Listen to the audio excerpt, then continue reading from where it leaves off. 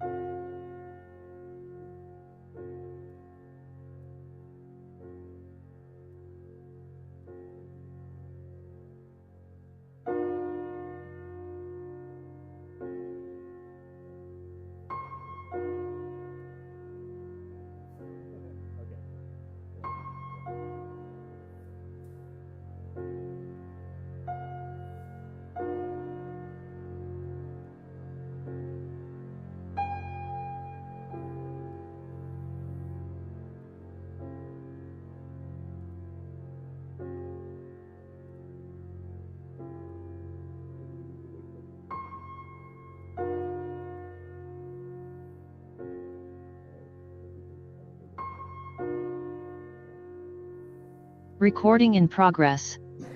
All right, good evening and welcome to the January 9th, 2025 meeting of the Brookline School Committee. I'd like to start by moving the consent agenda. Do I have a second for that? I'll second. Thanks, Suzanne. Does anybody have any questions on the consent agenda? It consists of minutes for December 19th, 2024 and approval of grants. I just have one comment. Mm-hmm. That's okay. Go ahead. There's one of the grants which has a very small, I believe it's $179, correct, Betsy, difference between what was originally submitted and what was approved because of the small amount difference. We had already previously approved the applications through finance, and so this went straight to full school committee per our new procedure. But there is that slight, just very small amount difference. And so when we talked about it with Susan, it was like, it's small enough that we don't need to go back to finance, but just FYI. Okay, thanks, Mariah. Any other comments or questions before we vote? All right, I see none, so let's start with Jesse.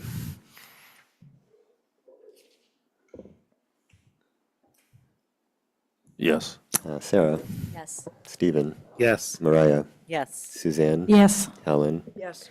Carolyn, Yes. Val, Yes. and I vote yes as well.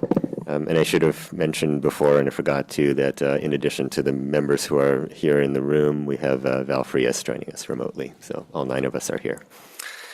All right, that takes us to the superintendent's report. Over to you, Dr. Guillory.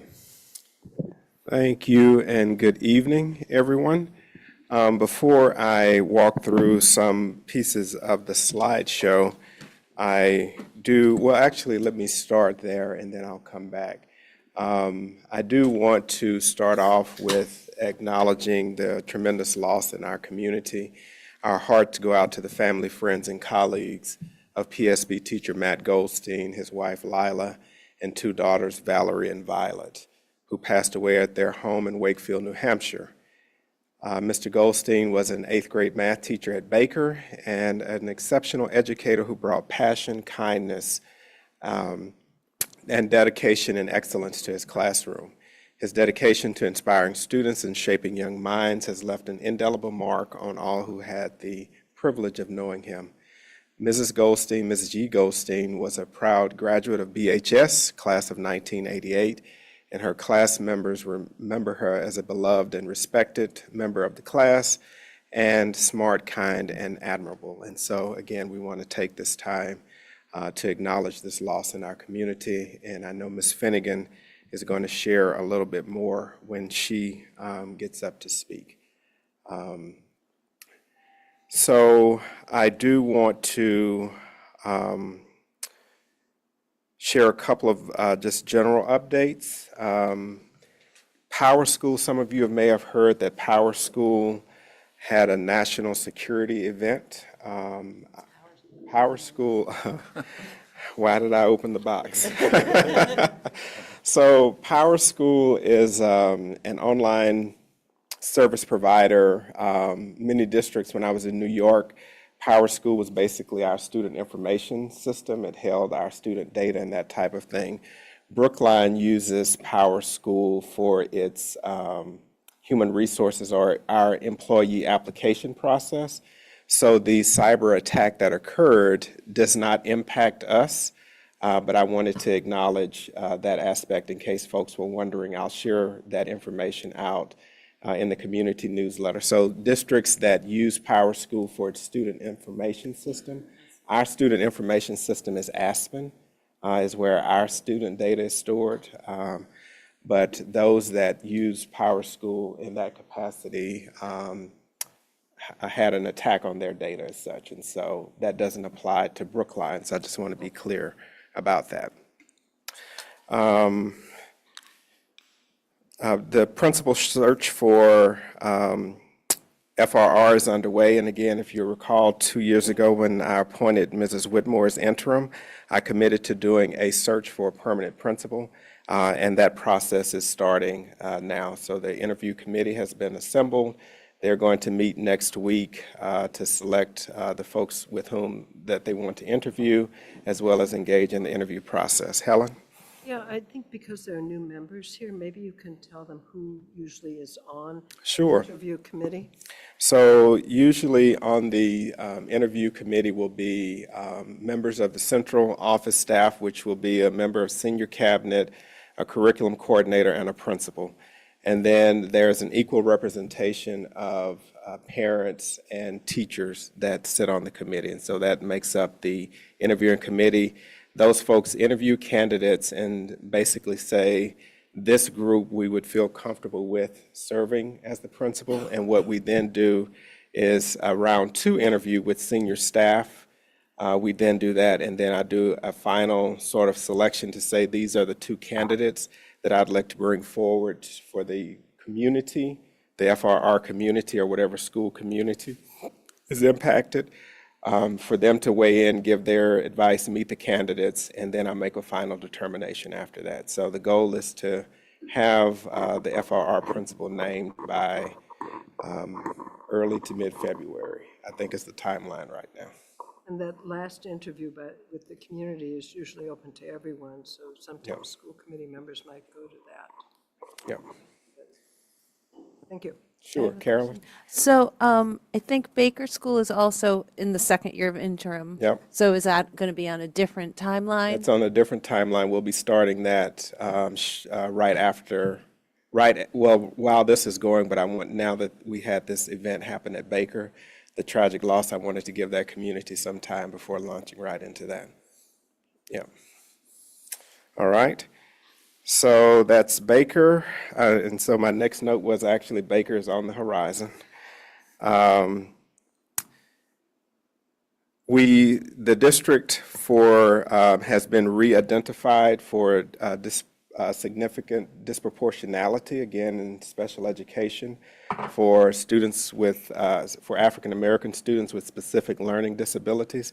So Lisa and I have been talking about that and the work that needs to happen there. So more information will be forthcoming, but you all will remember we had that identification a couple of years back. But now we've been re-identified as such, and so we'll have more information to share out, but I just at least wanted to give you that alert that has happened. That's a good question. Sure. When will you have information for us on that? Hopefully by the next meeting, we Okay. should be able to have something there. Okay. And, well, I'll wait and not ask any Okay. questions. Thank you. All right, so those are the general remarks there. Then I want to move to the spotlight on excellence. Ms. Finnegan, that's you.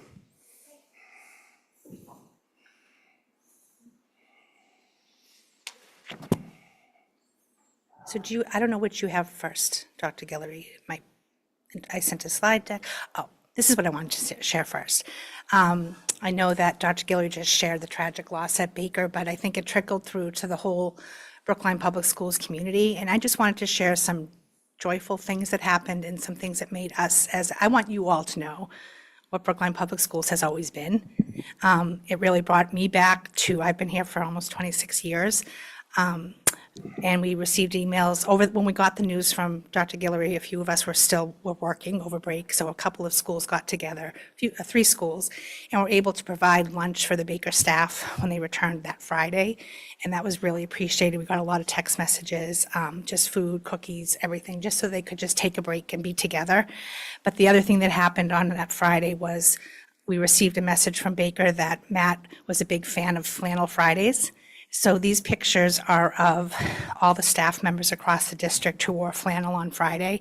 The first one is of Lincoln that had the signs that said Lincoln loves Baker. The one in the middle is the Driscoll staff. I don't know if you can move. The one on the right is actually the Baker staff that afternoon on Friday. Are there more? On the top right, oh, now I'm gonna have to look. It looks like that's Fisher Hill. They have 2 smaller groups. The one on the bottom left is Olive Runkle's school. There's also Old Lincoln. There's Jamie in the back. And there is FRR at the bottom. And then on the right, just so you can see the lovely lunch. But I just wanted people to know how much it brought us together as a community and how appreciative Baker was of the entire Brookline Public School staff. It was hard for everybody, and they're still struggling. And we sent staff over from Runkle, guidance staff who knew this there on Thursday and Friday, and Rebecca Snyder will go back on Monday because the service is on Sunday. So we're anticipating that they'll still need support moving forward. But I just wanted you to see some of the joy that people were able to bring, at least some comfort in a really tragic time. So that was that. And then I don't know if Jenny Murphy is online. I don't know if Olivia is on as well, or is it just Jenny? I'm here. Great. So I want to share one academic piece from Runkle, Spotlight on Excellence. And this is from a 6th grade collaboration between our ETF, Jenny Murphy, and Olivia Daly, who is our English teacher for 6th and 7th grade. They do a deep study of characters, and they use Bookmaker with Jenny to document character studies using Bookmaker after they choose books from their book clubs. So you can switch the slides. Can I do it myself? Oh, okay. So students have been reading various books since December, and students read approximately 1 to 4 books throughout this time. And these are and they all have different themes. So these are the themes that are included: racial diversity, disabilities, historical fiction, fantasy, mystery, multiple narratives, narrators, that says, bullying, and LGBTQ. And I think it's really important because I have had parents ask, why do we give them so many choices about what they're going to choose to read? And I think it's important that students have choice in what they read because they're invested and they're able to meet in small groups with like-minded students who have similar interests. And we've seen a huge engagement in reading in middle school when we give these kids choices. Next slide. These are just some of the titles that students are reading. So I'll just let you take a look. You can go to the next slide. So this project highlights what students are learning deeply about characters. Students choose key takeaways and they put it in their readers' notebooks, and then they include it in a showcase. So the technology, Jenny, do you want to just talk for a minute about what the technology piece looks like? Sure. It's no, I don't have my camera on. So the tool we use is called Book Creator, and we use it district wide. It's a really great integration tool in all subjects, but especially here, they were able to showcase and work collaboratively in groups to include evidence from their readers' notebooks, and they wrote their key takeaway in paragraphs, and they also audio recorded it. And then we will share with a greater audience, so they're being will be shared with each other's homerooms, and the families of Runkle. Thank you. You can go to the next slide. These are just pictures of the students working on their bookmakers in 6th grade in Miss Daly's class. You can move. And the next, and we have samples of some of their work as well. I know it's hard to read them, but you can look at you do have access to it yourselves just to see what some of the students, I can't see the whole picture, hold on. but I like how they talk about their less likable qualities. They're very interesting. I can't read it, but you can scroll through. But the kids did a great job, and then they were like the audio recording helps as well. And then at the very end, there are links so that the parents are able to also get online and see their students' work.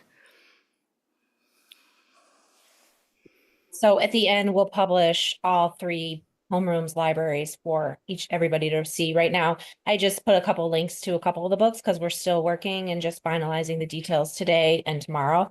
There'll be more if you would like me to send them. I'd be happy to do that. And this is just more evidence. I just want to emphasize that our ETFs are really doing good work in the schools, collaborating with the general ed teachers and having these projects that are able to share with not just the school community, but with the parent community. And it's been wonderful. And Jenny does this with many teachers, but this was just the one that was happening most recently. ETS. What am I saying, ETF? I used to be that job, so, it's late. I've been here a really long time. I'm sorry. I've been an ETF. She's an ETS, Educational Technology Specialist. I'm so sorry, Jenny. Forgive me. That was going to be my first question, was I'd never heard of ETFs doing this in the Thank schools. You probably could do that too. But does anybody have any questions, or? Was I fast? Was I under 3 minutes? This looks great. Really cool. Really nice. I really like how you're able to put something together that looks so nice and parents can see from home. Jenny, are you exclusively at Runkle, or do you go to different schools? Yeah, there's one of us in each school.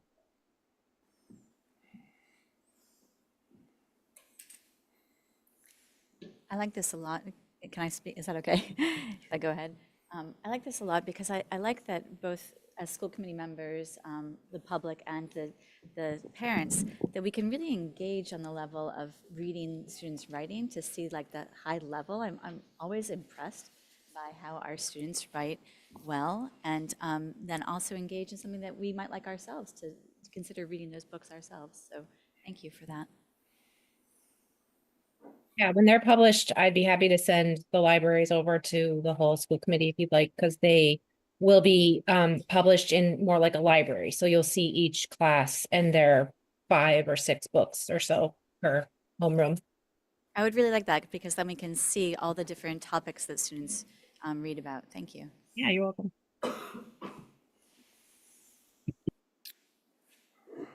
All right, any other questions for Ms. Finnegan? So with that, Ms. Daly is not here, but Ms. Finnegan, you can accept this on their behalf. The Public Schools of Brookline Spotlight on Excellence is awarded to Olivia Daly and Jenny Murphy with deep appreciation for spearheading this innovative project, which promotes students' love of reading, critical thinking skills, writing skills, and collaborative teamwork. So congratulations, Runkle School.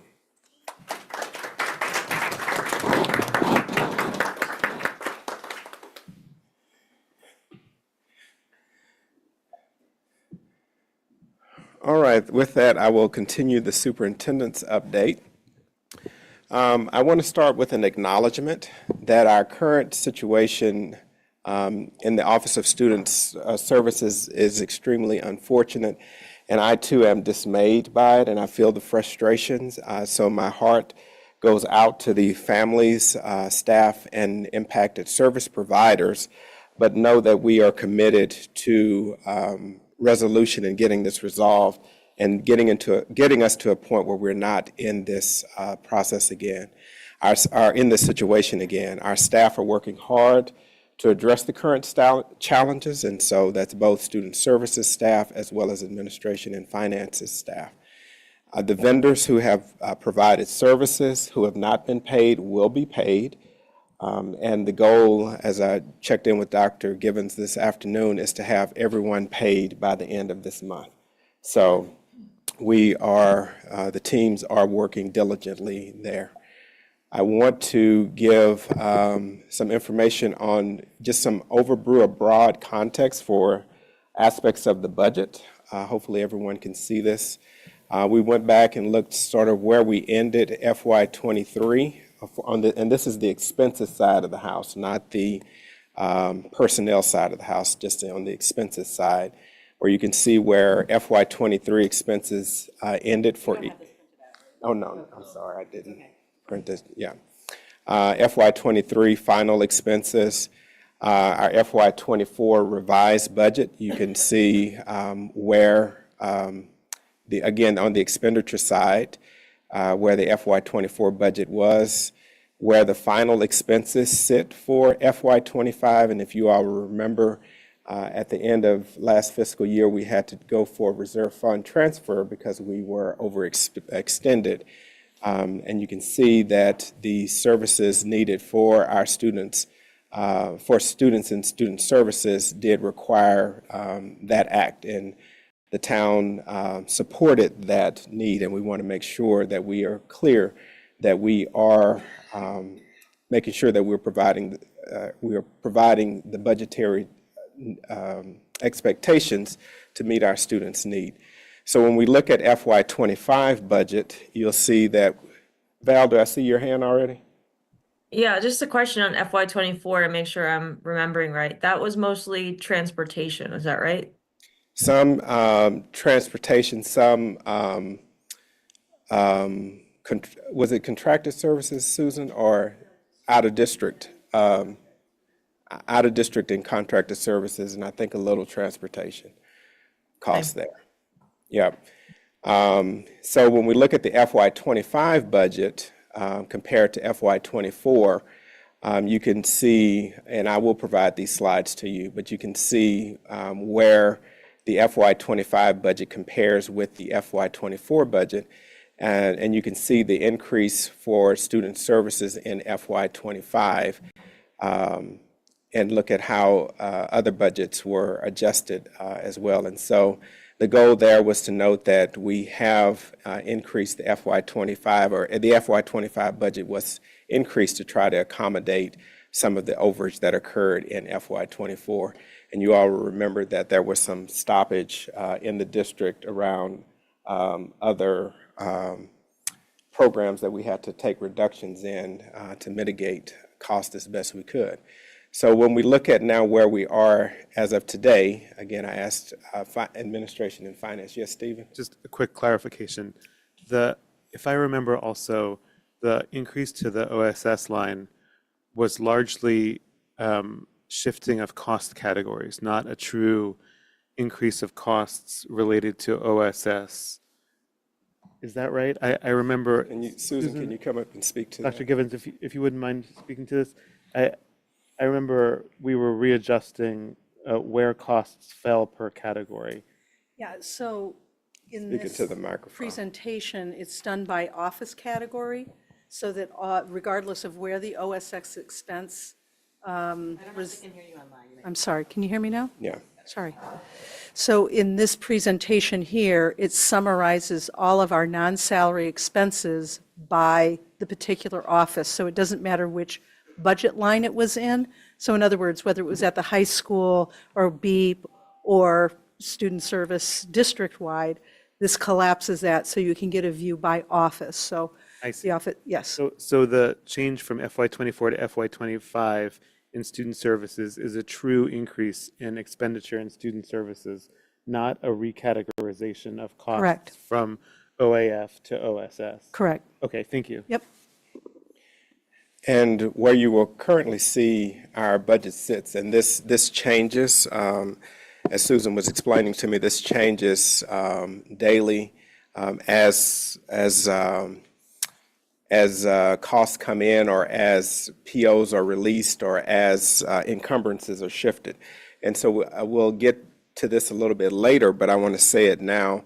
One, in light of what transpired last year with our budget, and we had to shift costs from other departments to cover overages. One of the changes that was made this year was for departments or budget managers to encumber their funds so that it would look like those funds are all spent, and you couldn't necessarily charge more than what you have been allocated. And so that's what some of the challenges are. And I saw some of the questions about some of the charge to the working group where I shared that we're looking for opportunities to shift costs or reduce services. That wasn't saying take away entitled services or required services, but that was saying, for example, if you've budgeted a service for Linus and Linus moves out of district, you can now go in and say, well, I no longer need that service for Linus. Is that something that I can free up to use in other areas? So that's what that means. It doesn't mean look at Linus and say, Linus, you have this entitled service, but let's find a way to reduce that. That's not what we're talking about at all.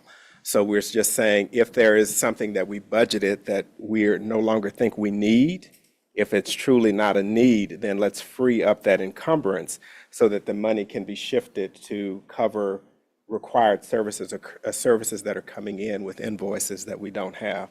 So I want to be clear about that. So you can currently, I want to ask questions when you're done with your presentation. okay. It's in my So mind, but I'm holding. make sure you write it down. Oh, I don't need to. Okay. So where we currently stand, again, as of today, you'll see that each department, what their available funds are. And my understanding is that OSS identified some POs that they could, or some encumbrances that they could release, and therefore they have this balance that's available now that can be utilized to pay invoices that may be behind. You're And referring to the 84,000? the 84,000, yeah.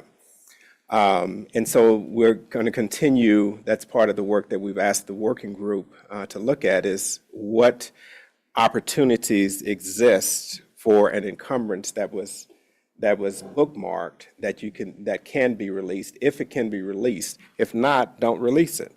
But if it can be released, then let's do that type of thing. And then you see teaching and learning where they currently sit. So in the student services list, the 84,000, is that the real number of what's available? As of today. It doesn't account for what's still owed then? This is just dollars Correct. that are available to To pay a bill? Pay a bill. Well, pay a bill that hasn't already been encumbered. Been encumbered, right. Okay. But I think that's part of the question is Right. contracts that were not processed, and so there's no, if the contract's not signed, there's no encumbrance associated. Right, Susan? I mean, that would be the, Yeah. Right, and so the other part that Susan shared, the 50 contracts, and correct me if I'm saying this incorrectly, Susan, that the 50 contracts that OAF is aware of, 38 of them have been executed, and the remaining 12 are in process, meaning that they're either with the vendor, they're out for signature, they're waiting for either some action from, it's not in the OAF queue being held there, but it's out for processing in some other, someone else's queue at that juncture. So quite a tremendous amount of work has happened there. For staffing, there are 5 new positions that OSS has requested that do not currently have a funding source, and I think those of you that were at the last finance saw this. Only one of the 5 positions is for one-on-one para. But again, this is, as of right now, that doesn't mean that a kid that moves in tomorrow that has this on this service won't tip the scale or won't shift this. So again,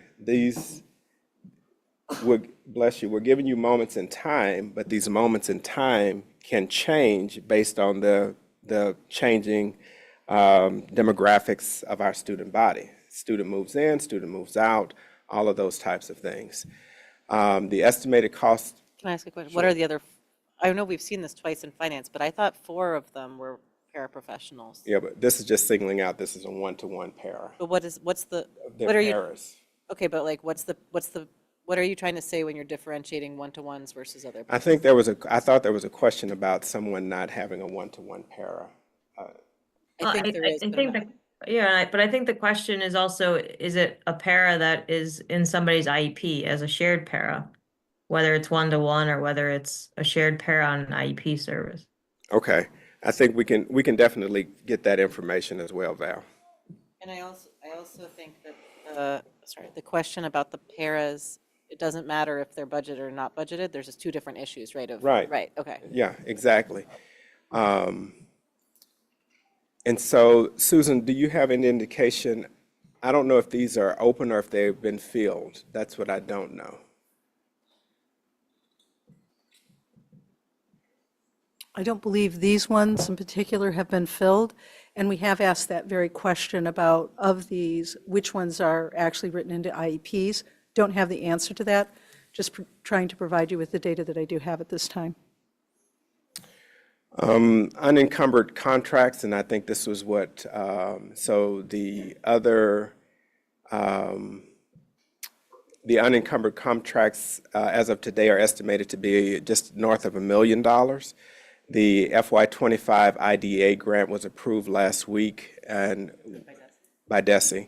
So with $450,000 in that grant identified for contracted services, which reduces this, out of this $1 million, a $617,000 basically that we have to fund in the general fund as such. Salaries that are no longer included in the IDEA grant because I think during the budgeting process, a larger number of staff were projected to the IDEA grant, but when OSS submitted the grant, it did not have that same level of staffing.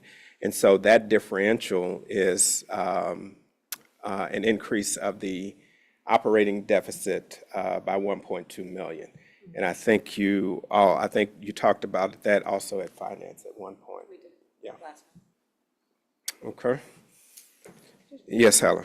So not for tonight, sir, but one of the things in the past that we've had to be able to sort of track things was to have a spreadsheet of the years and how many paraprofessionals we have working one-on-one or classroom paraprofessionals, and how that number has changed over the years. I think that would be really important, and just for us to be able to understand, is it according to the percentage of increase of students, or is there more paraprofessionals? Because that's a big part, I think, of the cost that we're seeing. So I, for one, would like to just have a sense of where we are compared to where we were 10 years ago or something. Val, I see your hand. Yes. While we're on this slide, I just want to, I don't know if Lisa's here or if Susan can answer this, but my understanding of the IDEA grant is that salaries are never allowed under the IDEA grant. So how did we mess that one up? Salaries are typically what is charged to an IDEA grant. The IDEA grant is actually the federal government's contribution to special education costs in our district. And typically, you would see salaries charged to it, and historically, they have been here. Okay, thanks. And then this is just to give some guidance or some information, and this is what I was going to try to say a little bit earlier. And this has been an illuminating process for me as well, to reacquaint myself with the procurement practices here in Massachusetts. So, okay, the procurement, and I'll just read it for those that in the back of the room that may not be able to see it. The procurement practices from bidding to ordering supplies and services that PSB follow today have been in place for many years and is well documented in a procedures manual developed by the town procurement office as well as the Office of Administration and Finance back in 2018. The practices are standard operating procedures in municipalities across the Commonwealth of Mass and are designed to ensure fair, open, and rigorous processes. The town and the school department have offered training in procurement practices in August of '23 as well as August of '24 to ensure all staff are aware of the processes and procedures. And so again, those typically costs that are less than $10,000 go through a different routing process, and those that are 10,000 or above go through, I won't necessarily call it a more rigorous process, but that has more steps in it. any service, any of these services that require an adult to interface with children, those adults must be queried. And that's a part of the process as well. Susan, do you want to say any more about that? Okay. Yeah, so when you follow procurement process, the higher the dollar value is, the more, you're required to have certain checks and balances in place. Sometimes it's bidding, but always you would have a contract in place. And when you have a contract in place, as Dr. Guillory mentioned, not only do direct service providers have to be Corey cleared, and should always be, whether it's $10,000 or otherwise, if they're working with our vulnerable population or any students, they should be Corey cleared. In addition to that, for liability reasons, these vendors need to have insurance at a certain level that is agreeable to the town. And all of that is kind of worked into the contract issuing process.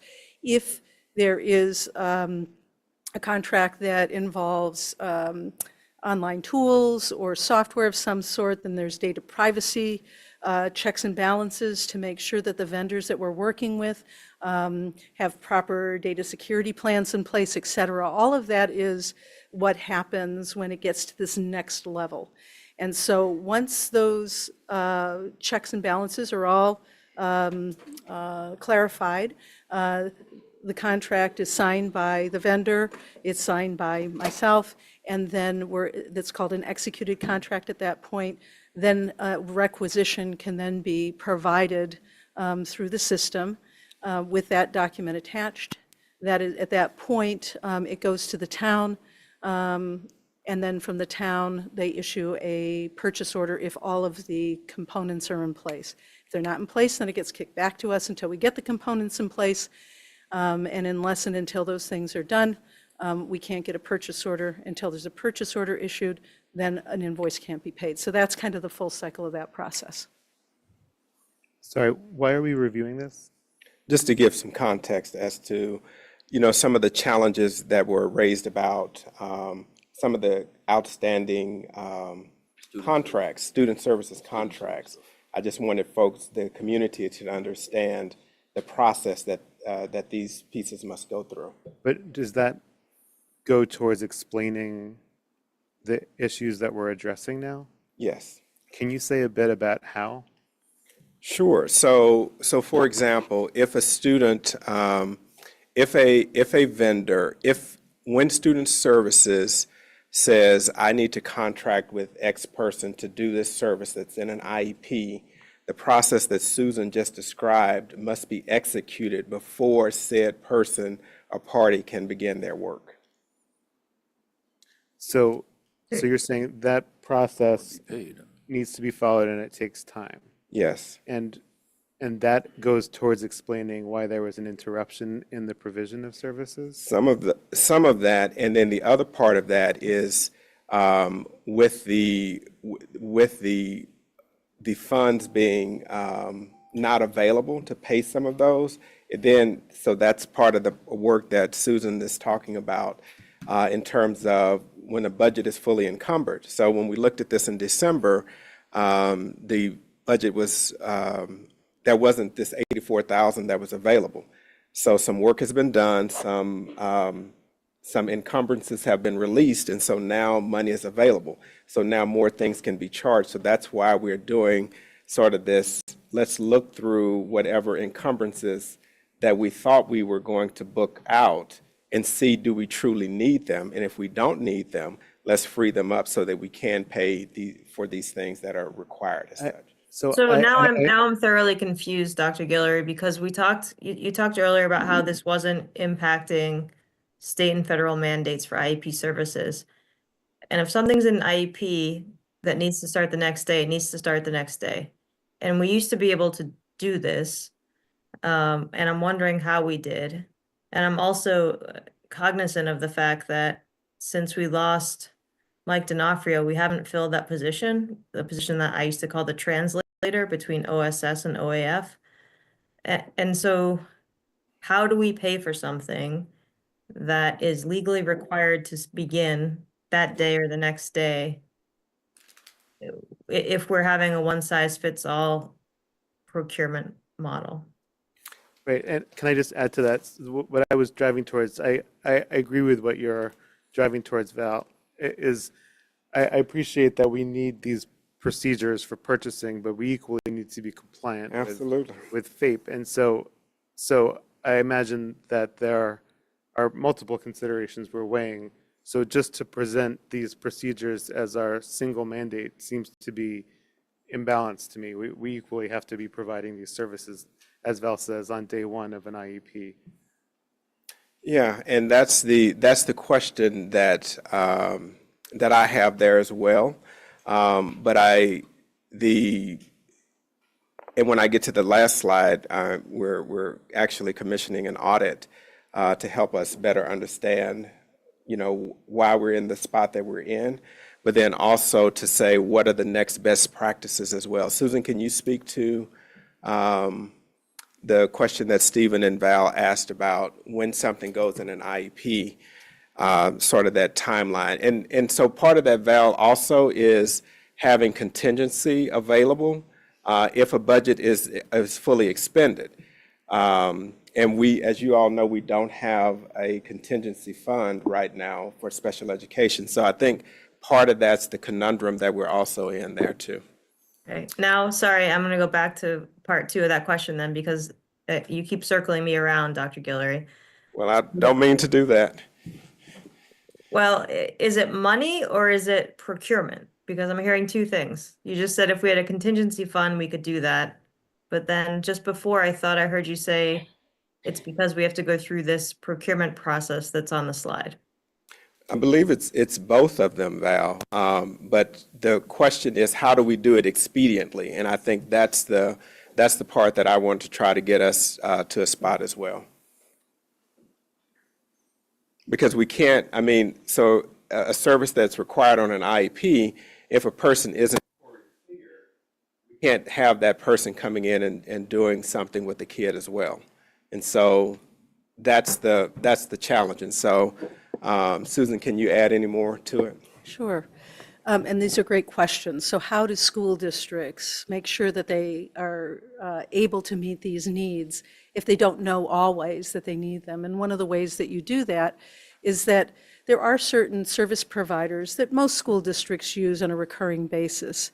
And in those cases, what you do is usually in the spring, after town meeting, your budget's approved, you work collaboratively to set up these contracts in advance. Having a contract in place allows you then, when you do need the service, to be able to issue a PO. So they're related but not related in that way. Okay, so if in most school districts, when you're on cycle with your processes, these contracts are in place by the time you get to July 1. Most of the contracts that we have, and not all of them, maybe a dozen of them, are new to us this year. But the remainder of the contracts are with vendors that have been here in the past, but the contracts were not completed. And so that's how you usually do it in most school districts. So when we can get on cycle, and these are some of the things we're working on, is to get us on cycle so that when we come to July 1, any of these vendors that we believe that we would be doing business with, we have the contracts in place. When OSS then needs the service, they can go in, the contract's in place, they issue a PO for the amount of money in which they are going to need for that service to be provided. That's how most school districts in the Commonwealth are able to execute in a more timely fashion. Sometimes they'll come up. Usually it's not, it's lickety-split with good communication between the OSS department and my office, we'll be able to expedite these. Not all contracts take a long time. There's a variety of different things that happen that kind of can get things a little off track. So for example, if a contract, our contract, the town requires a certain amount of insurance and the vendor doesn't have that, then there's a little negotiation that goes on between the town council of our town and this vendor to be able to get the contract terms in agreement. So sometimes that will hang that up. Fish tank was the one that you had approved. That one is already out to the vendor ready for signature because the contract and the information that came to OAF had all of the information we need in order to execute a contract. So sometimes there's a whole host of reasons why there can be challenges and why we're experiencing challenges, but all of these can be overcome and we can get things back on track and in a normal kind of a sequence so that when people need services, they're able to get them in a timely fashion, the money can be encumbered in a timely way, and that bills can be paid. Carolyn? I don't want to interrupt the flow, but is it okay to? Sure. Otherwise, it'll leave my head. So I think I'm following this. I appreciate all this. I think my one question is, so I always like seeing the procurement process that's clear, and that's the process, the procedure in town. And I guess I'm assuming that that the district has been following that process. Stephen's shaking his head no. So I guess, My understanding that Dr. Givens has been trying to rationalize the procurement process, to your credit, that you've been trying to put in these procedures, and that's part of the shift that you've been trying to inaugurate here, right? The procedures have actually been in place for quite some time. They haven't, I think with the shift in staff all over the place, in my office and OSS and support staff, I think that there's been some confusion about what those are when new staff transition into positions. And so I think tacit organizational knowledge gets lost when you lose an employee. And I think that's created some confusion. So we've been working, this problem existed last year, as we all know, and we've been working with the OSS team in order to get things back in compliance with what these processes and procedures are. Have we made as much progress as we had hoped? Apparently we haven't, but we will continue to try, and we will get there. As most school districts are able to do this, I'm confident that the public schools of Brookline can get there. and so I guess I am wondering, Val mentioned, so that when Mike D. left his position, which was before his death, he moved to the police department. So is that related? Is this Mike D.'s position? And I'm also curious sort of what that was, why it hasn't been filled, and if that is a piece of this. So part of that responsibility moved over because we brought in the finance director role back to the Office of Administration and Finance. So part of that work sits there as well. So it's not all. And last year, Lisa was stipending an additional employee to do some of that work as well. Okay, so I think you're saying Mike shifted out of a position and then a new position was either created or filled, or was it created or a different open position was filled? The finance director was put in Office of Administration and Finance to help assist with some of the work that was being done in OSS in the financial world there. But not just, right. Okay. And sorry, that was a new position, like a newly created position? Okay. It's new back, but it used to be, it used to be in OAF. Then that position moved to OSS. Now it's moved back to, Okay. yeah. Got it. Thank you. Was that all the questions there? I'm holding it. Okay. I don't think we need to go over this one. So for our next steps, we're going to continue working with vendors to assist them through the contracting process. And again, our commitment is to have all of those with prior invoices caught up for the work that they've done. We're going to continue leveraging the cross-departmental working group and expand that as needed, shifting the body of work from looking at FY25 to then start looking at FY26. We are commissioning a firm to conduct an audit. You want to say anything about that now? Sure. I've spoken with Paul Healy, who's the chair of the audit committee, and subsequently Susan, Linus, Andy, and I spoke with Paul Healy and Lincoln Heineman, is that his last name? Yeah. Heineman, who's the finance director for the town, to have an audit commissioned by school committee in partnership with the audit committee, so that we could get a little bit, some clarity and some external validation on the practices that are occurring, and making sure that PSB is following best practices, and getting that objective perspective on this. And so that should be happening. We did get a statement of work, I think, right before this meeting, but I didn't actually read the timeline. I was looking at it on my phone as I was coming over here, but it is coming, it will be, it's a go, and it will be happening in the next, I think, very, very short term, so in the next month or so. Yeah. Okay, yeah, I think we got it right before the meeting, so it's probably in your inbox. But anyway, that's in process, and we should know more from the auditor in that review in the next, I would say, month or so. And then the last, Is that funded? no.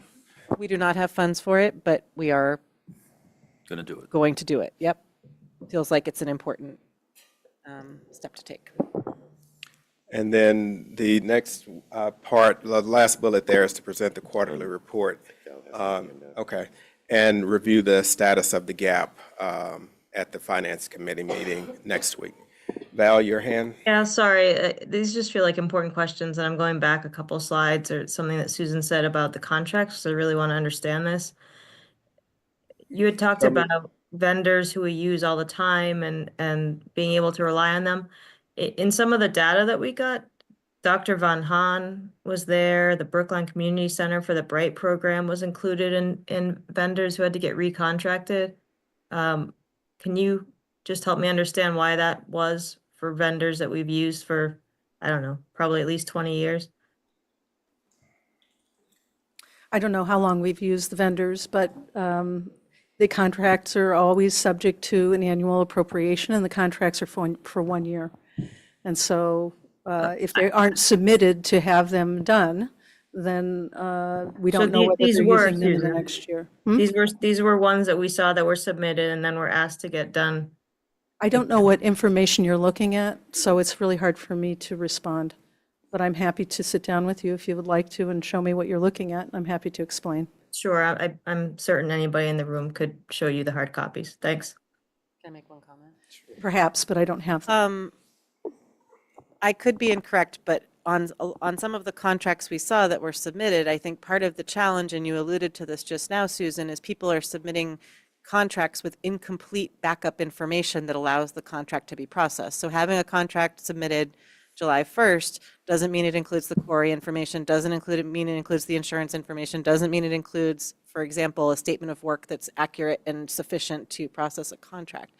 And so while there might be a time-stamped contract submission, it doesn't necessarily mean, it means it gets bounced, and you described that process earlier. It will go all the way to the town side, and they will say this doesn't have the information, it gets sent back. So a contract submission doesn't mean a complete contract package is being submitted, and I think that might be That is that might be absolutely the correct. challenge in what's going on here. And as you alluded to, there's some staff turnover, perhaps incomplete historical knowledge, and people who don't realize that if they, for example, don't submit those things, then it means they have not submitted what needs to be done to actually process a contract.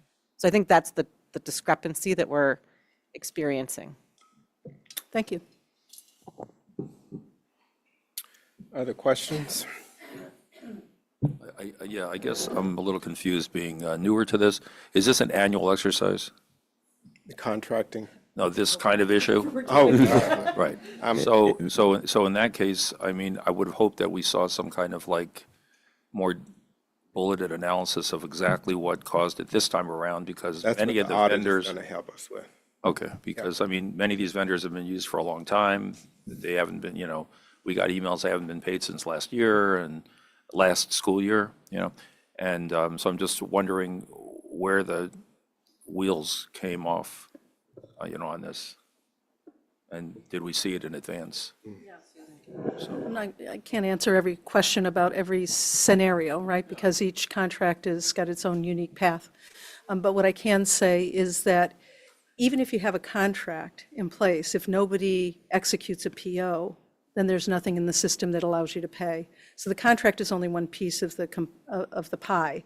So for folks that weren't paid last year, if there was never a PO issued, then the money was never encumbered. And so therefore, there's no knowledge that you have a payment out there that's pending. And that has happened multiple times over the course of this last year. This is not an issue that has arisen this year. This happened last year as well. So it's not just something all of a sudden. This time last year, the same scenario occurred, okay? So I just want to be clear that it's not something that happened this year. And we can talk more in Finance Committee about some of the details around that. And we have talked publicly, we've been to the Advisory Council, we have talked really in depth about a lot of these challenges. And so I just want to be clear about that. You can have the contract in place, and in some of these cases, you didn't need a contract because it was under the threshold, and the invoices are still coming in because there was no PO, and now there's no money in the accounts, and the bill can't be paid. So this is what Dr. Guillory is trying to say. There's two kind of converging situations that put us in this position at this time last year.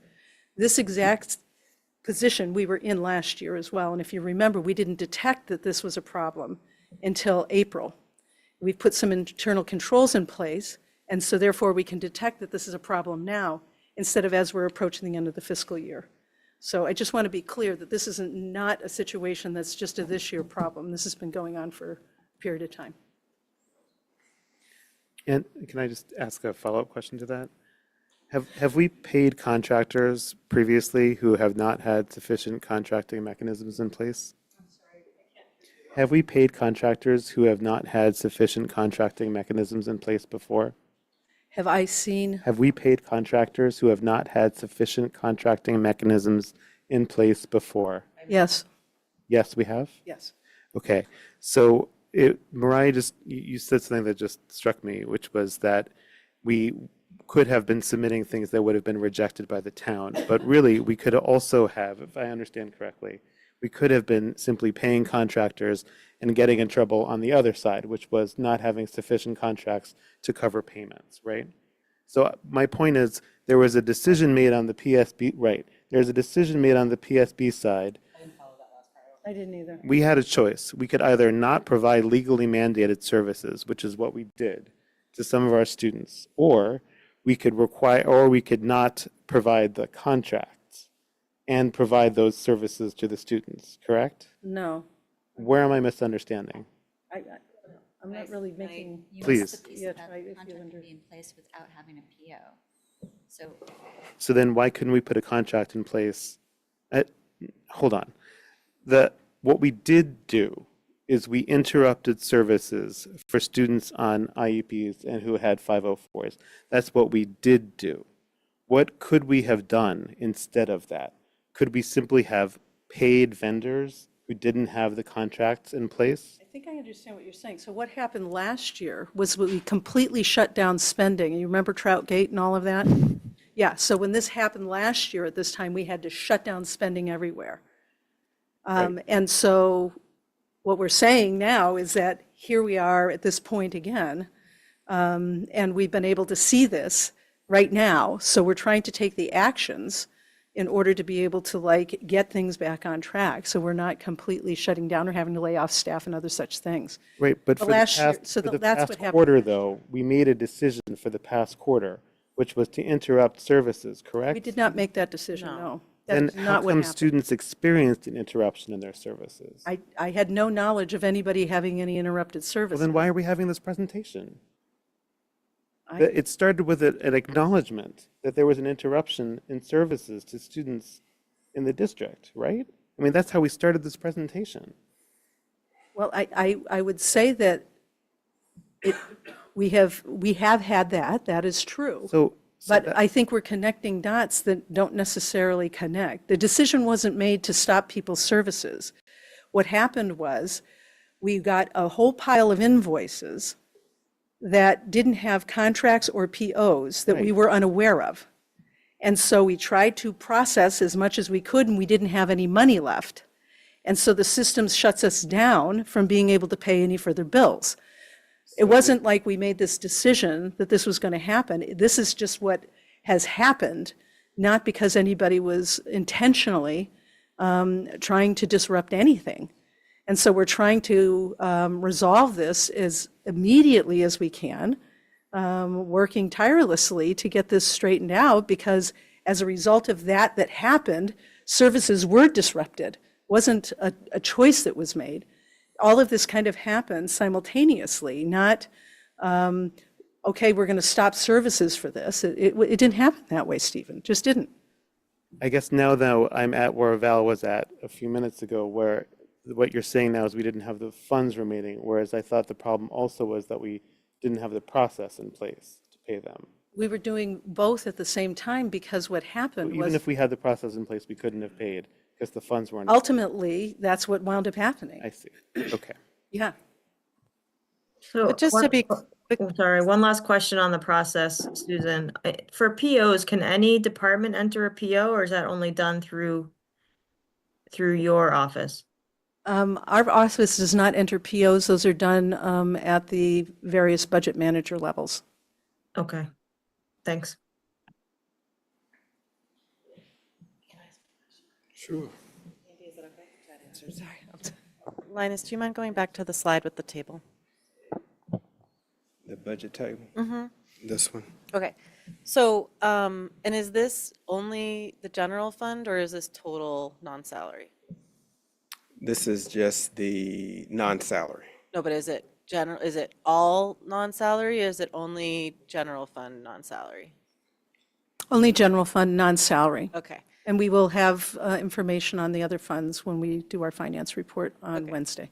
because thank you, I think that like part of this is, I mean, this tells one story, which I'm gonna say like a little bit about, but I think it's not the whole story too, because like there's the salary and the non-salary, and then there's the general fund, and then there's all the other things we're charging to, right, the special funds. And so there's a story here, which I'm presuming is probably true when we expand into all of these things, but so, and you're nodding, so I'm going to take that as a yes, which is that from FY '23, final expenses were 8.1 million in student services, and then went up to 11.2 million, correct? In the following year. So that's a change of $3.1 million in 1 year. And so, and I think I wrote, this is my question that I sent in advance to Lisa, is what's the reason for the increase in funding, in expenses? And again, this is only one portion of the overall pie of expenses. Again, this is just general fund, just non-salary, as opposed to all funds salary, and then the special fund non-salary. But what's the reason for the increase? You know, is it, and I laid out a couple of things that occurred to me, which were the cost of providing these things have increased. There's more students. The students we have more needs. You know, just what is the rationale? Because that's I think like a 35%, 40% increase in 1 year. And so I would like to understand the 40% increase from 23 to 24.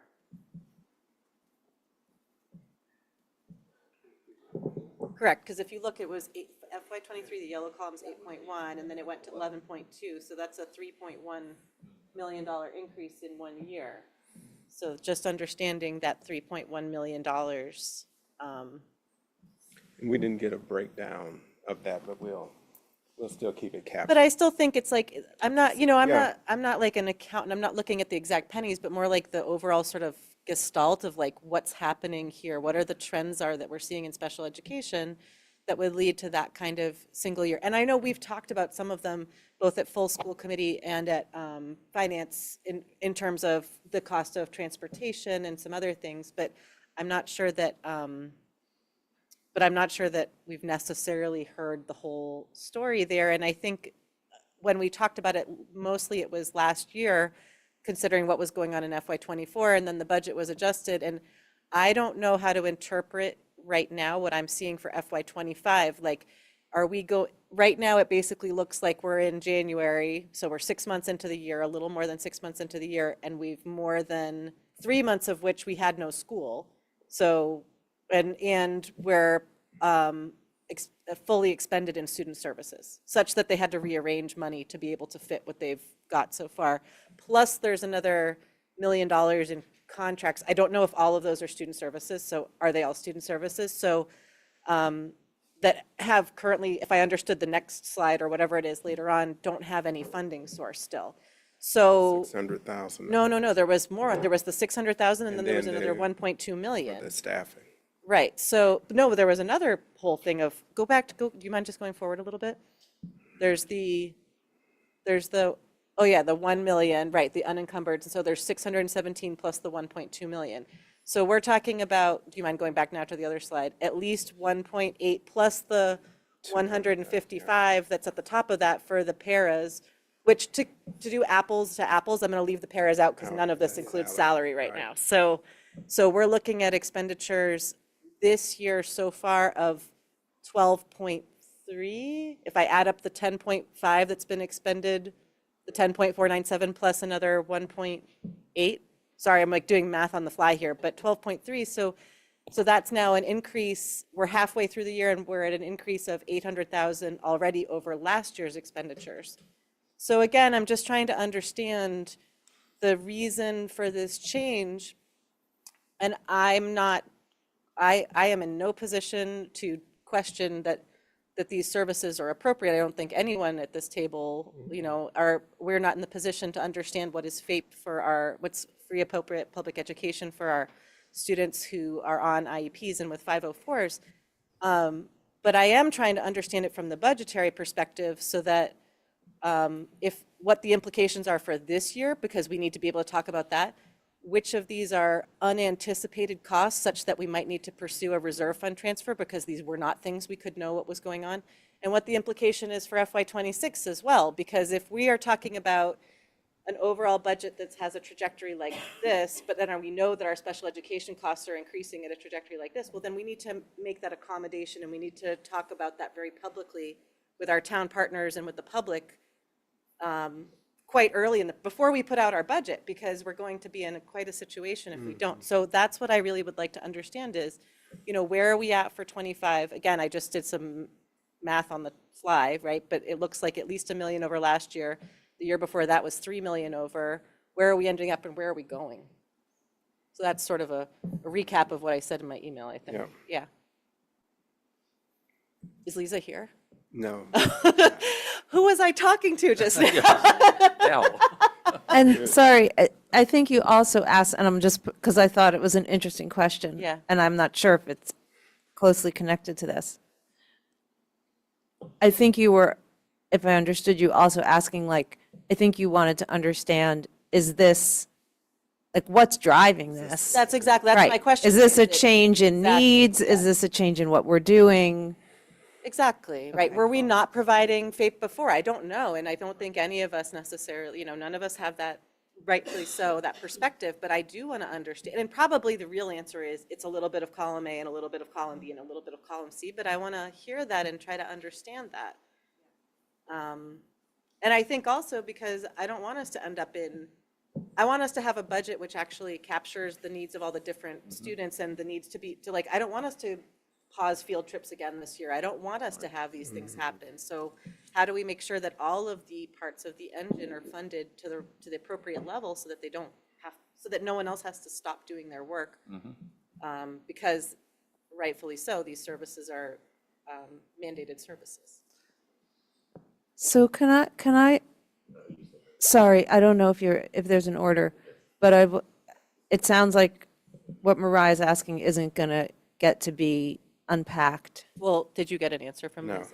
Okay. not to explain that, Okay, but I think that's like literally the $1 million question, Yeah. right? Okay. literally. Yeah.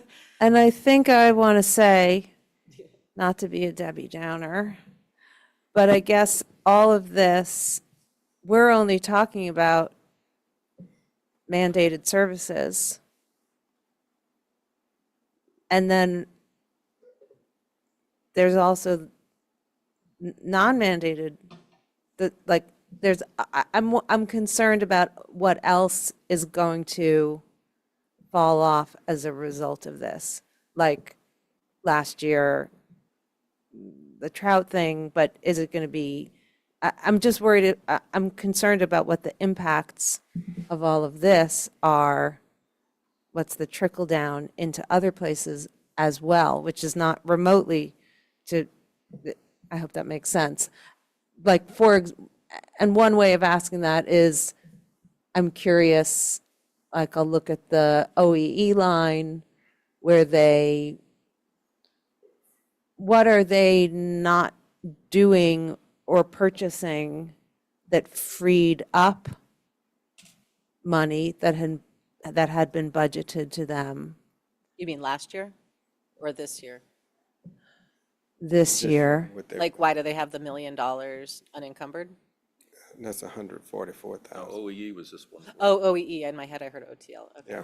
Yes. Not so much, well, I don't really mean it as why, but like, what are they giving up or not doing? Like, what are the trickle-down effects of unencumbering this money?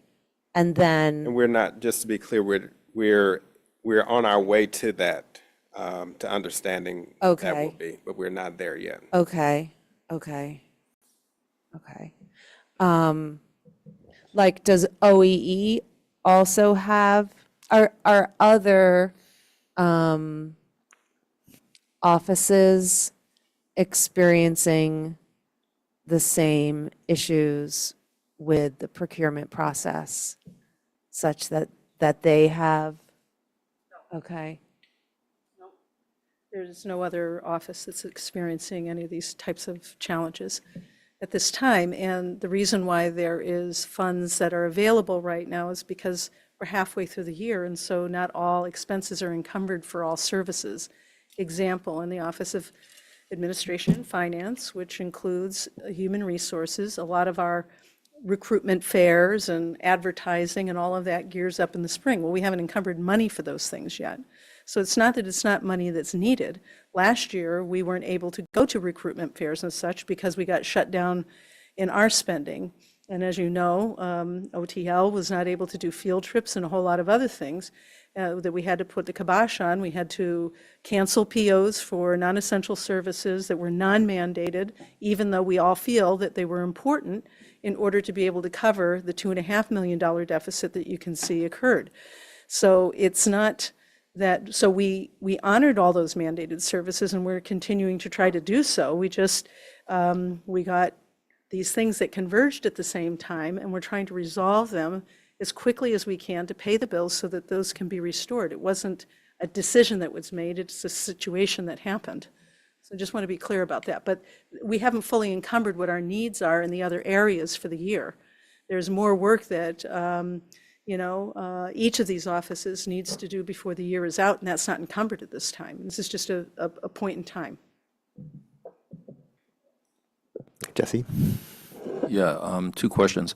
One was the timeline for the contracts. So in my reading through the massive emails that we got, and can't really recall at the moment which of the emails had it, it looked like, and I think Susan mentioned it a little while ago too, about 50 contracts are out there or something like that. I think I remember that there were about 8 or 9 that have been finished so far, and that leaves like 40 or so to be completed. And you said you wanted to get everything paid up by the end of January, and there's only like 2.5 weeks left or something, so of work days. So I'm just wondering how, it's one thing about being optimistic, but realistically, where do we really think we're going to be at the end of the month if we're stating, as you did, I don't know, a few minutes ago, that we're going to have this rectified by the end of January, and vendors are hearing it if they're tuned in and all this. So I just want to make sure, what's the plan? Susan, I know, and the team are working tirelessly to get the contracts completed, but I mean, on the other hand, let's just say a vendor is slow or away or something happens and they can't get back. I can understand that's, maybe a few, But I'm sure every vendor that hasn't been paid is doing whatever they can to work with us to get their contract finished, because if not, they don't get paid. So do we have a real timeline for that? I mean, with each of those contracts? And second question is, are we using any FY25 money to pay our FY24 expenses at this time? Susan, you want to, so again, the 50 contracts that were in OAF, Yes. 38 of them have been executed and 12 of them are in process as of right now. Susan, you want to? And some of those are contracts and some are just things that require a PO, and we're waiting for the quarries to clear. So that 50 includes all of those. They're not necessarily pending a contract, but there's some compliance component that's in process. For any of the vendors that we're actively engaged, some of them are like inches away from having everybody signing off on them. What does hold some up sometimes is insurance. Sometimes the vendors aren't responding to us. I have contracts that have been sent out to vendors in early December and nobody's responded. Also true in November. So sometimes the contracts are being held up on the vendor side, and it has nothing to do with us. That's why I'm saying each contract has its own story and situation, but we're in pretty good shape, except for the contracts in which vendors are not responding to us. So I don't feel as there's nothing I can do about that if a vendor's not responding and working with us actively. Right, but there aren't that many of them. But are the vendors who are not responding still sending staff into PSB schools and providing support, or have they stopped because they haven't been I paid? don't have an accounting of who is and who isn't. Okay. That doesn't come to us. I don't Right, well, have you're that looking data. at the Yeah, findings. I don't know which ones have communicated that they're not providing services. I don't have that. I also Right, don't because have all that's- the invoices. That's obviously when it hits the pavement, right? Because when Yeah. the parent doesn't have a person show up, or they get an email, sorry, your kid won't get support, Yeah. that's when the pain starts. So all the stuff that's going on in the background is one whole piece, which that's a universe of its own. My concern would be where the kids aren't getting services. Yeah, I Stephen don't think alluded that all the, of the contractors, and I can't say for certain because I don't know which ones have paused, but I don't believe all the contracts that are currently in process, they have stopped services. And I know that on each week that the Office of Student Services, who prepares the warrants, those are not provided, those are not prepared by the Office of Finance for that department, has been processing purchase orders. And has been processing invoice payments. So I think they're catching up. Yes. But I can't tell you which ones they're putting on a warrant and which ones they're not, because that's their decisions, not ours. Yeah. Of course, thank you. All right, Stephen, and then I think we better. I guess I had the other question about the FY25. Oh, the FY25 funds for the sorry. FY24 expenses. Your chair should be closer. Get some exercise. I'm sorry. Yeah, I get my steps in tonight, right? So the question was, are any FY25 monies being used to pay some of these FY20, or are we planning to pay the FY24 bills? I'm not aware of any FY24 bills, other than a batch that just came in 2 days ago that we were not aware of. Yeah, happens monthly, that we get invoices. I'm not aware of anything that has come to me that hasn't been paid other than this most recent batch. Okay. And so if they're invoices from the prior year, there is an entirely different process that we have to follow in order to get those bills paid. If we were aware of them when we closed the fiscal year, we would have issued a PO, which encumbers the money so that you can pay it when the invoice comes in. However, we are receiving invoices for which there was no PO or encumbrance because we weren't made aware of that. And for those, we're going to have to, follow a different process for getting those paid. But what budget does it come out of? If it wasn't? Probably will need, in some cases, it could require us to go before the town and ask for a reserve fund transfer to pay for it. It just depends.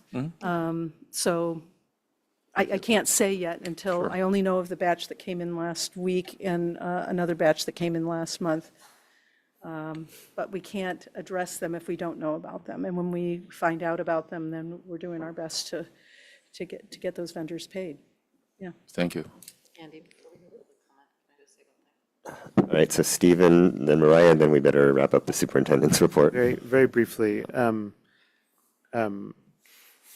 well, even more briefly, I forgot my first point. So the second question was the 1.2 million in federal funds for salaries. I know I should understand this already, Mariah. I know it's come up in finance subcommittee. I just want to know, was this, you said, Dr. Gilliard, that it's adding to our deficit. Does that mean it wasn't initially projected when the initial projections were delivered to us? This is something that we didn't expect. Those folks, those staff were put on the IDEA grant, so we had them covered or accounted for there. When the IDEA grant was written, it was written for a different set of services and different set of staff.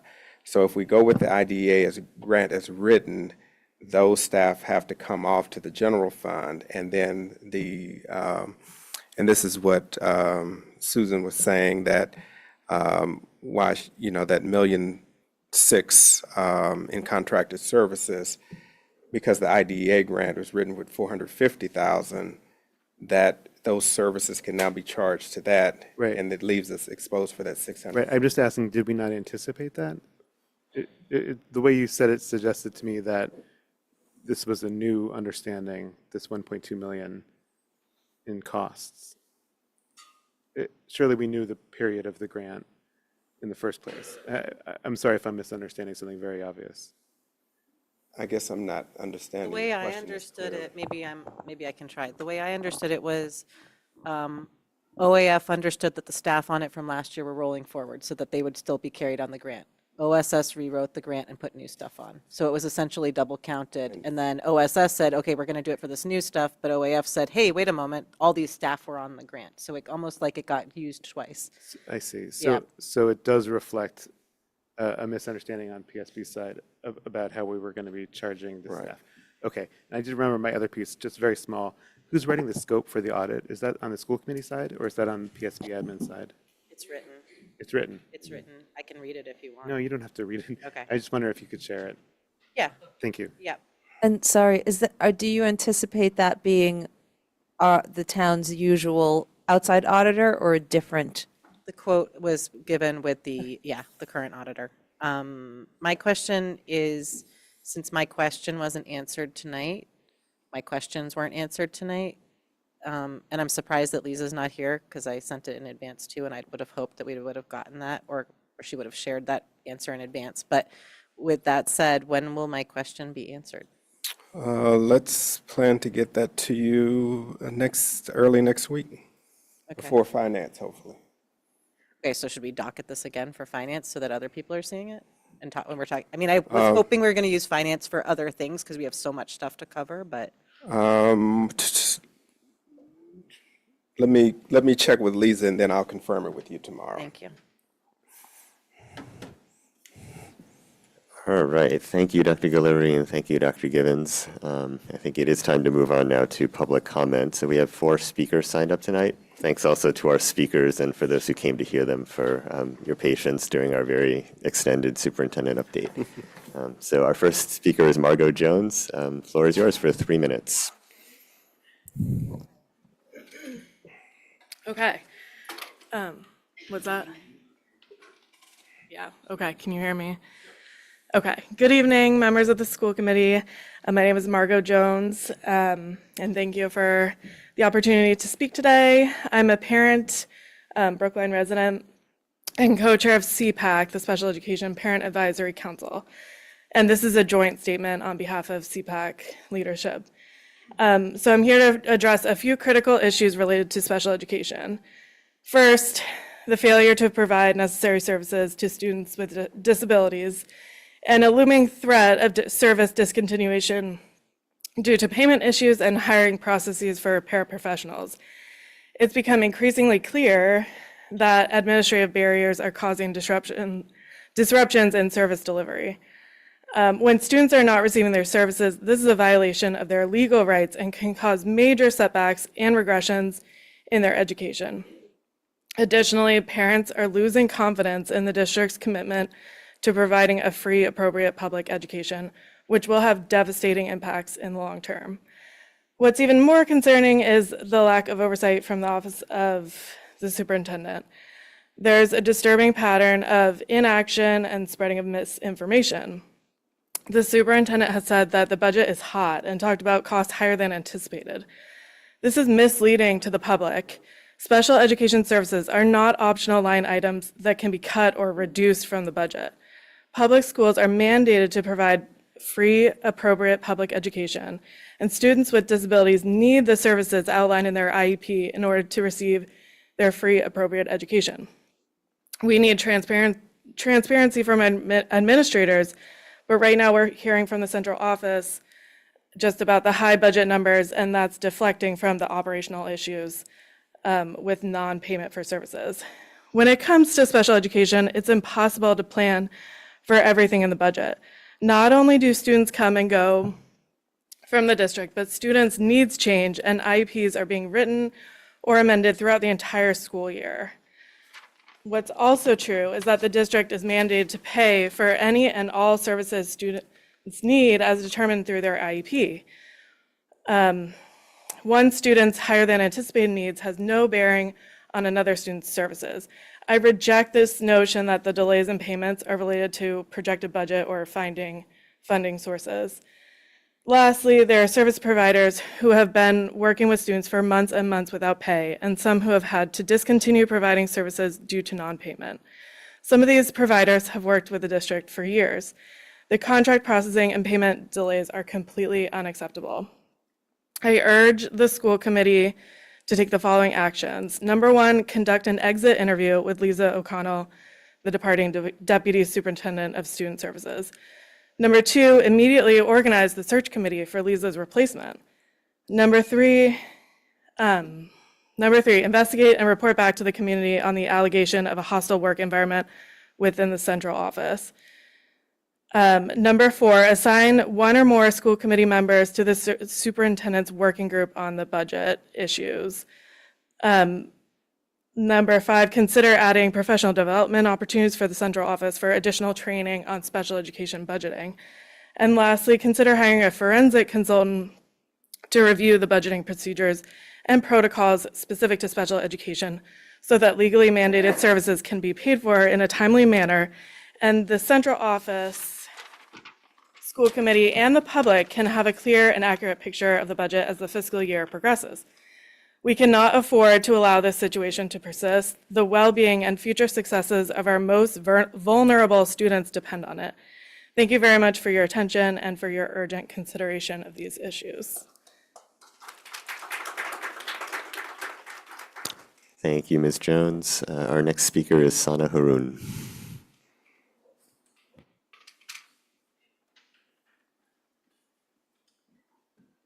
Hi, good evening. I'm here to speak relating about the issue of the Eid holiday. So a great deal has been said about the need for evidence of low attendance to authorize the Eid holiday in Brookline for the school calendar this year. But after extensive research that I wish to present to you today, I can say with confidence there was almost no data on low attendance entered into the town record as major Jewish and Christian holidays were debated in 1972 and 1981. The conversations began when, lacking compelling reasons to the contrary, the school committee of the town of Brookline voted on a calendar that did not grant a holiday for Good Friday in 1970. 2 years later, Good Friday and Passover were scheduled to fall on the same calendar day, March 31st, 1972. Responding to demands from the community, the school committee took up and ratified proposals from the pioneering and progressive superintendent, Dr. Sperber, announcing a holiday for all Brookline schools that March 31st, 1972, and a few months later also authorizing holidays in favor of Yom Kippur, Rosh Hashanah, and Good Friday as regular school holidays for the 1972 to 73 calendar. The compelling reason for this was presented as low attendance data. But in the first meeting, Dr. Sperber only presented anticipated teacher and staff absences, and in the second, student absences were discussed, but no numbers were entered into the record at all. And throughout these discussions, Christian and Jewish religious holidays were considered together, and arguments in support of one were considered to be justification for the other as well. These holidays remained in place unchallenged, I think, until 1981, when the town tried to negotiate with the state against the 180-day school calendar. Failing to convince the state that a quality education could be imparted in 159 instructional days, the School Calendar Task Force Committee proposed and passed a new calendar that did away with the traditional days of low attendance. The committee cited a survey that was sent to all parents and school staff that showed insufficient support for these holidays. There was a strong and a vocal response from the community emphasizing work-life considerations, multiculturalism, and equity. Leonard Zakim of the Anti-Defamation League emphasized the rationale of interfaith understanding. The Brookline Educators Union wrote that, with the elimination of 2 Jewish holidays, if a person observes their Jewish holidays, they will be forced to use 3 of their 4 personal days. The Youth Resources Commission wrote that the inclusion of religious days as holidays had been progressive and promoting of positive multicultural relations in our community. The Jewish clergy of Brookline wrote that when school is in session on such days, morale is impaired. The minutes of the school committee meeting recorded appeals from the audience for greater sensitivity to the religious needs of students. All these arguments focused on the principles of individual justice, not anticipated attendance data that did not, in fact, provide sufficient justification for these holidays. That day in 1981, the school committee voted on and approved an amended calendar that retained the holy days of Good Friday, Rosh Hashanah, and Yom Kippur. Could I have another 30 seconds? The data that was collected in 1972 and 1981 was sparse and inconsistent, and now is simply unavailable to us. There is no viable model that I have found for using low attendance data as a basis for authorizing religious holidays. Here in this room, we are part of a history and an ongoing negotiation of what we have come to understand as multiculturalism and equity for the individual and for minorities, and progressive policy that responds to the needs of each and all of its citizens. I encourage the members of the school committee to uphold their vote granting Eid al-Fitr as a school holiday in March, in keeping with these principles and without anxiety about the absence of low attendance data, as such data has never been collected or presented in this room with any degree of consistency or reliability. Thanks.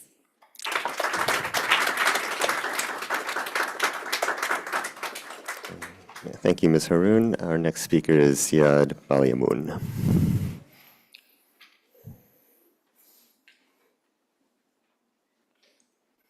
My name is Ziad Balyamoun, and I am an alumnus of Brookline High School. During my time at Brookline High School, I had the privilege of serving as one of the co-presidents of the Muslim Student Association. In this role, I regularly met with administrators to advocate for the needs of Muslim students and worked to foster understanding within the school community. I collaborated on initiatives to raise awareness about Muslim traditions and holidays, organized events to build bridges between diverse groups, and ensured that the voices of Muslim students were heard in decisions that affected us. This experience gave me a deep understanding of how my fellow Muslim students felt and the challenges they faced in navigating their identity within the school environment. I'm here to speak on the importance of upholding the October 10th vote to designate Eid al-Fitr as a Category 1 holiday for the 2025-2026 school year and beyond. As a former student in the district, I have personally experienced the challenges Muslim students face when celebrating Eid without it being recognized as a school holiday. For my family and me, Eid is a day of prayer, celebration, and connection with loved ones. Yet while I was trying to observe this meaningful day, I couldn't fully celebrate because I was preoccupied with the thoughts of missed assignments and classes. Worse, I couldn't share the joy of the occasion with my non-Muslim friends as they were at school. The burden of choosing between our faith and education created unnecessary stress and diminished the joy of a day meant for spiritual and communal fulfillment. Designating Eid as a Category 1 holiday would eliminate this conflict for current students and future students. It would allow Muslim students to celebrate without compromising their education or feeling excluded from the community. More importantly, it sends a powerful message of inclusion that our community values and respects the diversity of its members. Brookline's decision to recognize Eid as a Category 1 holiday would not only honor the traditions of its Muslim residents, but also serve as a model for how schools can embrace equity and inclusion in meaningful ways. Recognizing Eid as a holiday isn't just about convenience, it's about representation and respect. For years, Muslim students and families have quietly struggled with the challenge of balancing their religious obligations with academic expectations.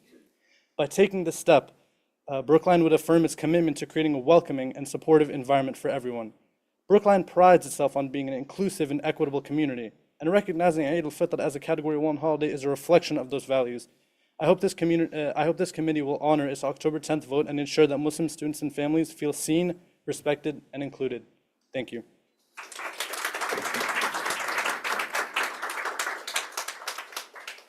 Thank you, Mr. Balyamun. And our last speaker is Amanda Ganaway.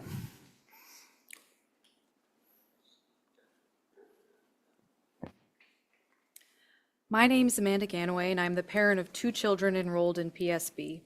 I'm here to express my significant disappointment in the departure of Elizabeth O'Connell and also my deep concerns about the district's ability to manage its finances and rebuild trust with the community. One of my sons is a student in the Adaptive Learning Center at Lincoln, a sub-separate program for kids with medical complexities and significant developmental disabilities. He represents the students most vulnerable to instability and cuts in student services. The highlight of the week for students in the ALC is music therapy, which offers an important opportunity for reverse inclusion. Peers from general education are invited to come into the ALC to sing and play, helping to demystify and destigmatize special education. The day after Lisa's resignation and the news of the district's significant deficit went public, the ALC's music therapy program was suspended for non-payment. PSB has lost the trust of vendors and also of families. I'm heartbroken that Lisa, a beloved and effective administrator, reportedly had to endure a hostile work environment. What a gift to our students that she didn't resign quietly and instead publicly called out the mismanagement that spurred her resignation, leaving us with the opportunity to get the district back on track. Will we meet that challenge, or will we fall flat by minimizing what's gone wrong? My family moved to Brookline based on PSB's reputation for academic excellence and inclusivity. It's wildly expensive to live here. At every opportunity, I voted to put more money into our schools, even though doing that puts increased financial strain on my family. Until the district can demonstrate that it's capable of managing its budget, I'm unlikely to vote for increased funding again. I'm more likely to move or to petition for my child to be sent out of district if the student services that he requires can't be provided.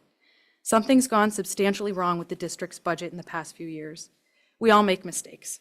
It's the most human of outcomes. In the face of falling short, PSB should do what it teaches its students to do when they don't meet expectations. Be honest. Audit with an independent entity to regain the community's trust. Be honest about the true amount of the deficit and how it happened, not only for the sake of accountability, but also so that we could move forward and fix the root problems. Thank you.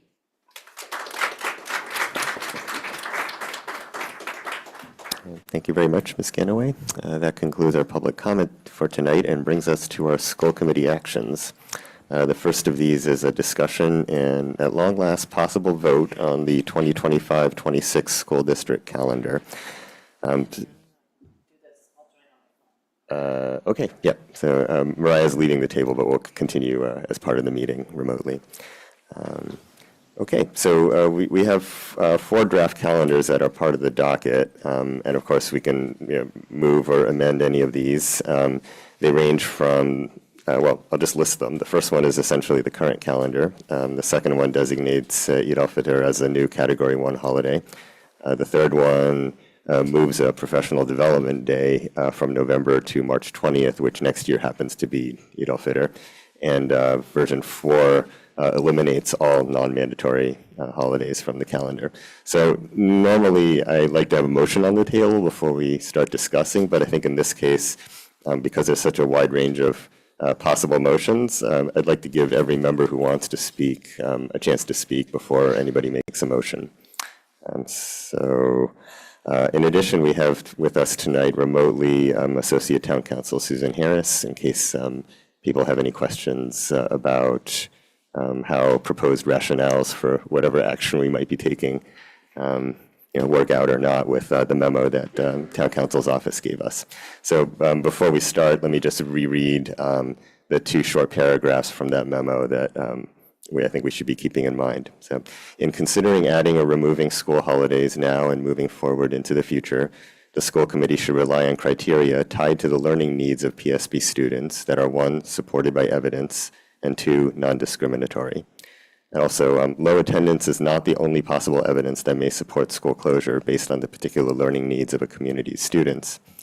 To the extent that designating Eid al-Fitr as a Category 1 holiday is a deviation from the school committee's past practice, however, the committee should think through and preferably articulate the substantial evidence underlying its decision on the record. So I hope that our discussion tonight will make it clear what the rationale would be for any calendar that we do end up adopting. Okay, so with that, would anybody like to start off our discussion? The one piece that she said that if this was not the practice, we did include Lunar New Year without any data. Right. So let's, there is a precedent. Yeah, to the extent that this is a deviation from past practice. So we have to kind of evaluate whether whatever we're doing might or might not be a deviation from past practice. I was reading it the wrong way, Yeah. sorry. All right, so I see Val's hand up. Yeah, I'm gonna be super chatty this meeting. So I guess I'll put my rationale, which would eventually maybe become a motion, on the table, and just some background on what I've been working on the last couple of weeks. Through Dr. Guillory, we reached out to the BEU to see if they would survey their staff on the current holidays that we have. So on Yom Kippur, Rosh Hashanah, Good Friday, and Lunar New Year. The basis for that being that it seemed to me it was the easiest way for us to understand if we had sufficient staff issues and staff challenges, either because staff members were celebrating those holidays or because the schools where their children went were closed on those days. Unfortunately, the union refused to put that survey out. That said, I think that through management rights, Dr. Guillory could put that survey out in the next couple of months, and we could work on impact bargaining that with the union and get that data. And then in terms of Eid, I would suggest that it follows our values of equity and inclusion, and that in this 1-year calendar, in this pilot year, we would add Eid and then take a look at perhaps other models, what other districts have done, and several in our region have done a rotating model for holidays of religious minorities in their community, but where they wanted to be inclusive. So my motion, if I were to make one now, would be for calendar 2 with those sort of not caveats, but with those asterisks that we would attempt to get additional data in this next 12-month period. Okay, thanks, Val. I see Carolyn's hand up. Thanks. I want to ask Val a question, I think, or a couple of questions. And also I think Andy. So if you're saying, so town council advised us, I don't have it right in front of us, that we should, that if we endeavor to devise a new rationale, that, the committee should think through and preferably articulate the substantial evidence underlying its decision on the record. So if what would be the evidence part if the rationale is that it's consistent with values of, how does that fit into what town council advised? And a related question I'd rather have Susan answer that than me. And so I'm going to ask a related question that maybe is for Andy. Well, before we move on to a question for me, should we ask Susan to address your first question? Well, it's closely related, so let me just put it out there. So what we have now is language that says Category 1 holiday means a day of low attendance. So we would be redefining what Category 1 is in order to vote? I think that language is in the superintendent's letter and not in the calendar itself. I might be wrong about that. So, that's correct. Okay, so, for now, we're voting on the calendar, and any necessary revisions to the letter could follow. So it wouldn't be elevating Eid to a Category 1 holiday? Wouldn't be the... I can envision more than one possible motion that would Okay. result in Eid becoming a day of no school. Right? We could call it Category 1 and keep that category, or we could eliminate that category and designate days of no school just as days of no school. Sorry. So what I'm asking is like what's proposed in that case? Like at some point we would have to have language, but one are has we made a not motion. there yet? I don't think we're there yet. Okay. No one has made a motion Okay. yet. But Susan, would you want to address Carolyn's first question? Sure. So I think I understand the question as being sort of what is the substantial evidence, or what could the substantial evidence be? I think, as I said at the last meeting, any administrative decision has to be supported by evidence, and that really means your reasoning for what you're doing. I heard Val say, the values of the school committee and PSB being equity and inclusion. So maybe say a little bit more about what that means or what that's based on. I'm sure it is a part of some mission statement in existence, and how you all approach your work and education in Brookline.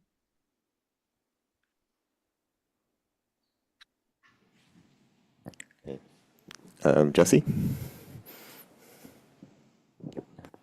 Yes, I've been doing a lot of thinking about this, and I prepared some remarks in a slide deck that Betsy has.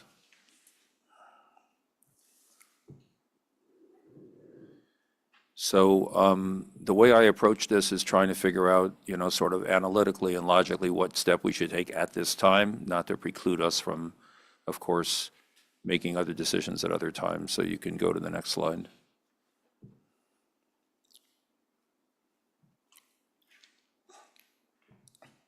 So I left out the fourth option because it had that one change of moving a PD day to March 20th of 26, as Andy talked about.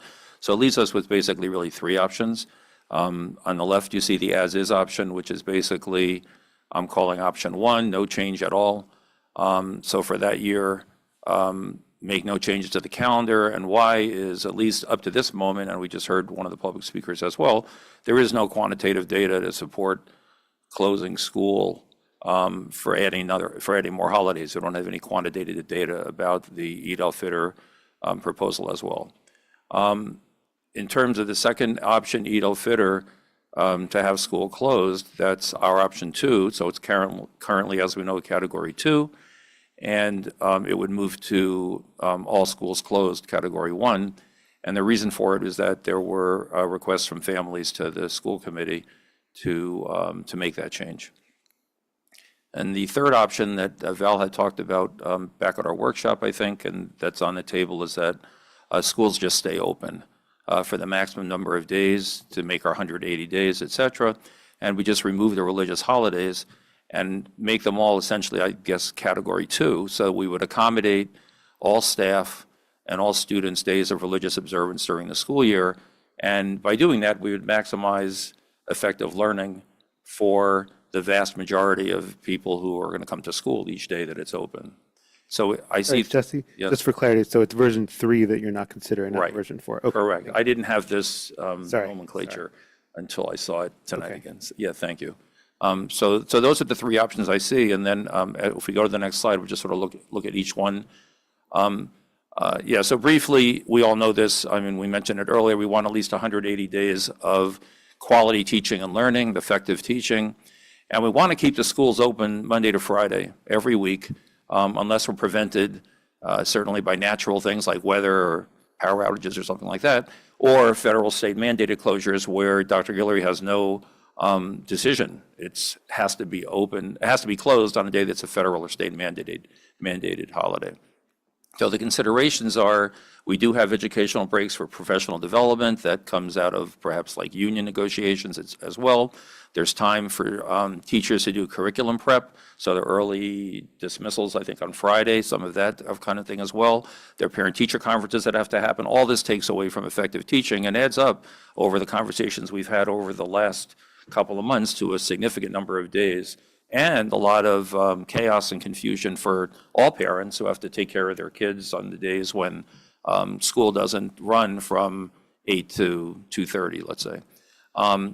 And the other consideration is, in our diverse population of staff and students, there may be days when not enough staff are present, literally present in the schools to operate school, or provide quality teaching through trying to assemble enough substitutes, and not enough students are in school. And that's the low attendance concept that we've heard about, which would be nice to be able to collect statistical information from, but either it's somewhere and we haven't been provided it, or we haven't been able to collect it.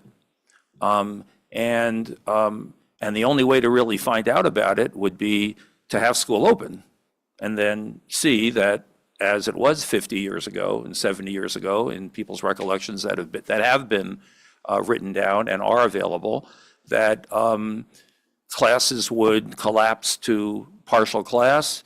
There'd be one person to be there to watch the kids during the day, and it wasn't really a educational effective teaching day. It was more like a place for kids to be while all their student colleagues were observing a holiday. That's exactly what the reality was then. Whether it is as well today, to the points that have been mentioned, we're not really sure because we haven't been able to collect data, but I'm a quantitative kind of a guy. And so without the quantitative data, my predilection is to leave things as they are until we're proven otherwise, because we don't know whether or not the quantitative data would prove that we're doing something wrong or right at this current moment. So to look at the pros and cons for the three options, if you go to the next slide, the as-is option, so the pro, as I mentioned, is you'll maintain the school year without having to adjust the 180-day calendar by adding more days off in the future, and then having to move to either reducing vacation time or squeezing out something into June. It will also provide our committee time to properly quantify in some way what adding any other school closure day would be. Right now, Eid's on the table, but something else might come up. The con of leaving it, so the negative side, I hate to say con, but the negative side, or the concern, like we could put call it concern, is that families under the current options we're looking at who observe Eid al-Fitr have to decide to keep their children home to celebrate that holiday and continue to receive as a Category 2 holiday existing accommodations from the district. And as we know, given our mission in the district, it would be obvious that we would continue to use a variety of opportunities within school to educate not only across the Muslim community, but they would know what Eid al-Fitr is, but across our entire school community about the holiday and any other related observances, so that it's on people's minds and that they're aware of it and culturally responsive to it. On the next slide is the Eid option, which would allow students on the positive side to observe without, as we heard a speaker this evening, to not miss a day of school, and it would provide additional visibility, to the holiday in our community. The concern would be is that we're talking about closing the school for a day when the vast majority of staff and students are not celebrating that holiday. While it's true that there would be students who would want to hang with other students on the holiday and their friends and things, that's of course the reality, but the vast majority of staff would be attending school and would not, if school was closed, we're closing for a day when most people would be able to go to school. And it would require a large number of parents to find some kind of coverage for their students on that day, as they have to do in their PD days and other things. This adds a significant financial burden. It would literally be a tax in a way on working parents, single parents, who have to find something to do for their children on that day. And it would also require us as a committee finding another day of effective teaching time to meet the guideline. The third option on the next slide, and then we're almost done here. If the schools were open, we're going to max all the times, and we eliminate the religious holidays. We maximize our effective teaching days within the guidelines.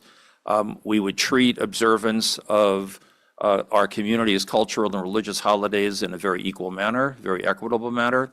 And, you know, the United States has a series of heritage months that cross across all different approaches culturally in the country. That would be one opportunity, of course, among many, for teaching about specific observances of communities. And that goes on for a whole month, you know, in each, to the extent we take it seriously and fill the calendar in that month with them. Those are available to all the different groups that make up our community. The concern would be families with current Category 1 holidays. Even if Eid at some point was to become a Category 1 holiday, they'd also have to choose between observing Eid and attending school. The schools are open all the time. There's potential that a very low attendance day could impact school operation if staff aren't coming. And we heard also about what the issues would be if staff have students in other schools that are open and they have to be there. And that we would have made this decision with, as we heard earlier and we've talked to before, with no quantitative support at all. I think the last slide's coming up. Yeah, so the recommendation, again, from a logical standpoint, as I've tried to lay out here, is that we leave the calendar as is for 1 year. And why is this logical? So first, we don't really have the data to analyze that supports closing school for one more holiday due to low attendance. And I want to point out, because it's been mentioned through the letters that we've got many, many times, that the addition of Eid as a Category 1 holiday was only an approved request from us as a committee to Dr. Guillory to create one of 4 versions. It was not a commitment, as it's been in the press and other places. So we're not taking really, I want to just be clear that the school committee is not taking anything away. It was to provide one of several options, and we have 4 on the table this evening. The second comment would be deciding to remove all religious holidays closures from the calendar, which is the other option, is not supported by any data either. So staying what we already have is not capitulating to anything. It's a reality. We're not repudiating any religious holiday in any way. We're not disrespecting anyone. We're really putting out there that we recognize as a committee that we have work to do as a group to really figure out how to address the challenges of a full school year and a multiculturally diverse community, and to provide an environment in which everyone feels comfortable and respected, but not to rush into it. And so, you know, to do it for 1 year and then meet on it and take it away would also be heartbreaking. So my recommendation is that we leave it as is for the next year. All right, thank you, Jesse. I see Helen's hand up, and Mariah, if you need to speak up, you should just speak up because I can't see you. But for now, Helen. Yeah, I know you said you didn't want a motion, but I'd like to make a motion. Is there anybody who has something to say that really wants to get it in before a motion hits the floor? Okay, now go for it. This is a really interesting issue to me. I voted against adding Eid, and I'll do so again if that's the motion, not because I don't value our diverse community. Of course I do. But this is, I'm going to read something because this is the easiest way for me to do it. As the the one person probably who will vote no. I don't know, maybe other people will, depending on the motion. It's sort of an awkward position, so I'll read. And this is consistent with, I'm a new school committee member. I ran last year. I ran on a very clear platform. I was very clear about who I am and how I think. And so this issue is sort of speaks to that and is consistent with how I ran. So for me, the calendar is about what our purpose is as a school district and what our obligations are as a school committee. Our core purpose, Dr. Guillory used that word when we talked about this in August, as a district is to provide our 7,000 plus students with opportunities for academic learning. Our school committee is mandated under the state's student learning time regulations to create a school year calendar that provides 180 days of instruction to the students we serve collectively. The regulation reads, quote, "In determining the school year schedule, the school committee shall attempt to maximize high-quality teaching and learning," end quote. That's our mandate for this work of building a calendar, maximizing instruction. Now we know, because teachers tell us, that there's a window of time within which effective instruction can take place, and it ends in June.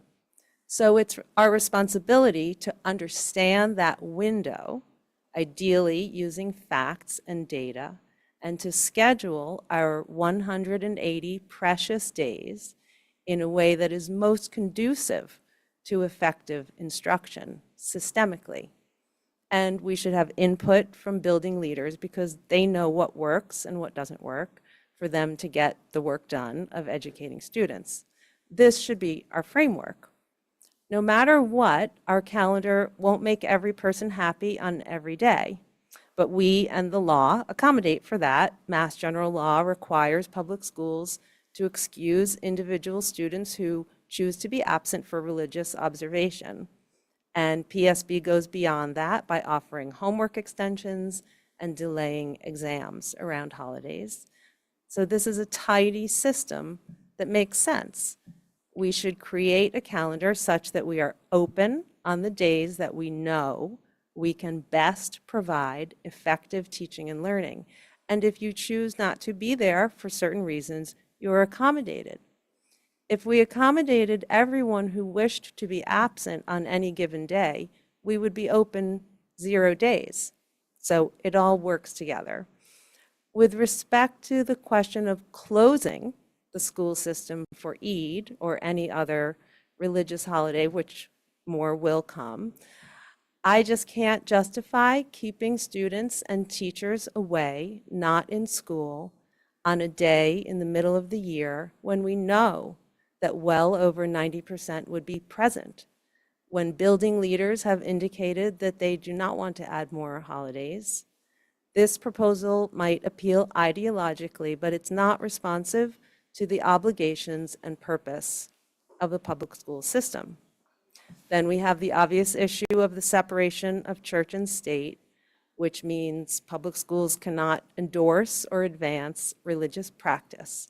We can accommodate individuals who wish to celebrate religion on a particular day, but as a public entity, we cannot be the celebrant.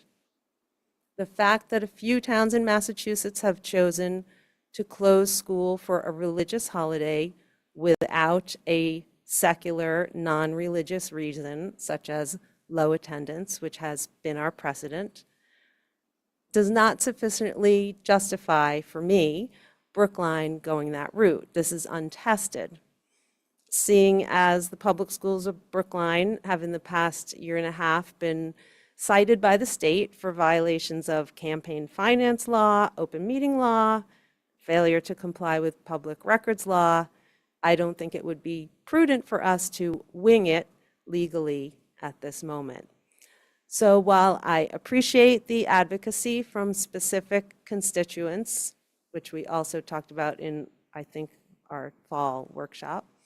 Our systemic obligation is to our collective 7,000 students on a daily basis. Every day that we offer or don't offer instruction to our students matters. I'm not able to support adding a day of no school for a religious holiday. And I wish we had the opportunity or time to discuss some of the data that we've been provided and how it can inform good decisions about providing our students with the most effective instruction possible on our 180 days. All right, thanks, Carolyn.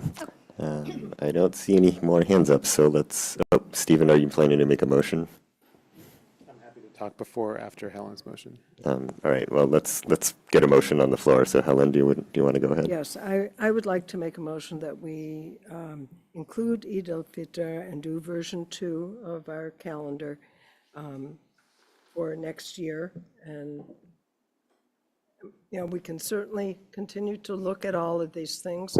I think one of the things that's interesting about all of these holidays, none of them fall on the same day every year. And many of them at times even fall on Saturdays. So there wouldn't be the issue of when we finish. In terms of, I'm sorry, I'm conflating my. Yeah, thing. The motion is clear. I wanted to Yeah. respond to a few I things second that it, you Helen. have I said. second it. All right. Okay. Also, you know, parents have to pay for costs of childcare if school ends on June 20th or June 22nd. It's the same thing. There's always a day that you have to pay for childcare because the way, unless we had year-round schooling, that would also, you know, we wouldn't have a choice about that. Yes, it is true. Because you're Yeah, adding. Sorry. Stephen was next in line. Anyway, So, so, yeah. You can finish, Helen, if you have more to say. no, I'm done. Thank you. Okay,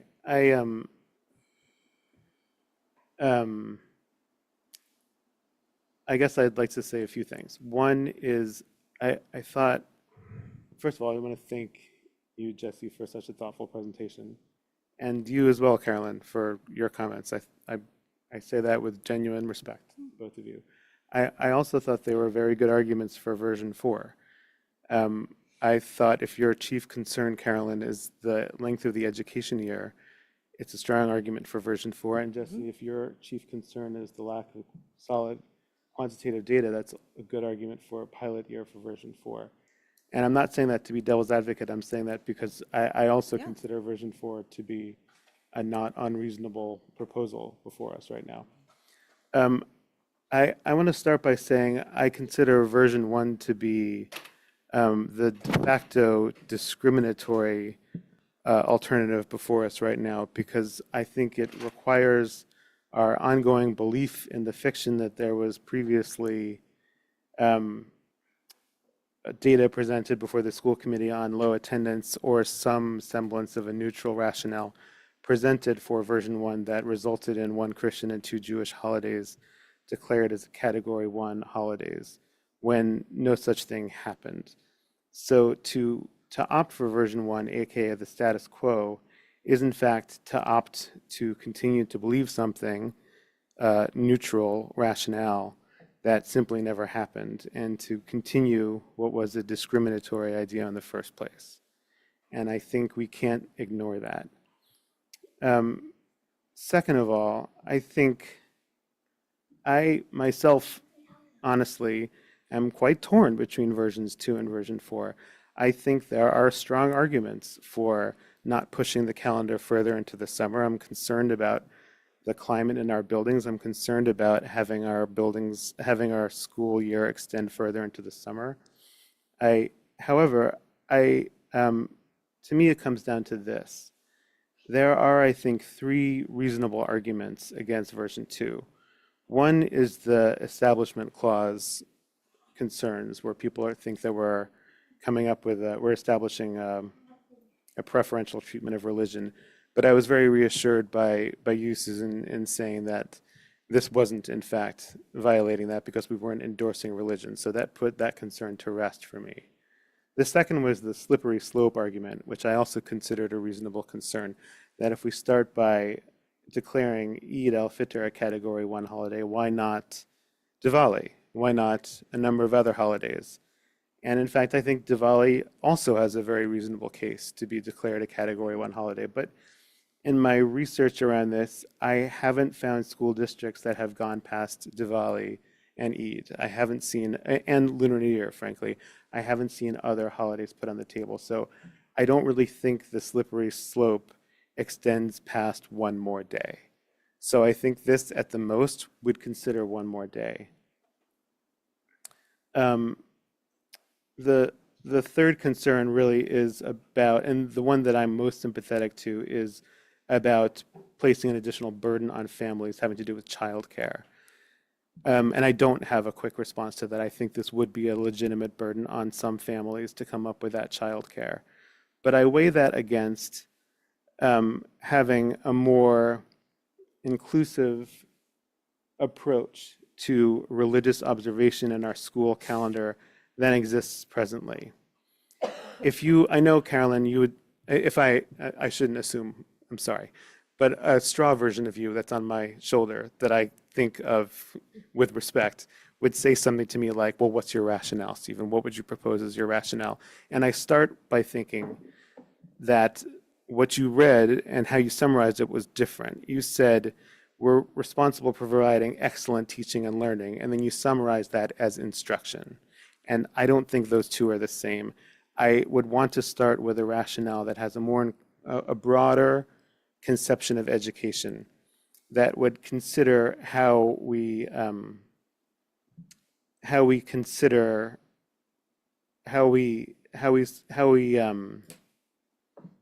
observe and think about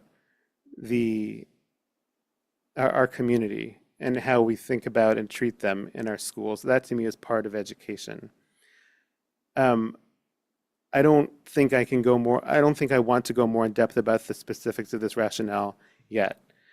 But I think to celebrate our mission in version 3 is stronger than what to me is a more discriminatory version of our calendar in version 1. And so, I'm sorry, in version 2 than in version 1. Let me not undermine everything right now. So that's why I support version 2. But I want to say also that version 4 also seems to me very reasonable, and I can see further study of this issue considering more deeply version 4. But I strongly support the motion that Helen put forth. I now step off my soapbox. Thank you. Great. Thank you, Stephen. Would anyone else like to articulate any? Yeah. Before we go to a vote on version 2, yeah, if anyone wants to add anything in particular that could be part of the record, you know, if indeed the committee adopts that calendar, like what would the rationale have been? So Suzanne, sorry. Yeah, thank you, Andy. I am supporting version 2. I'm supporting this motion.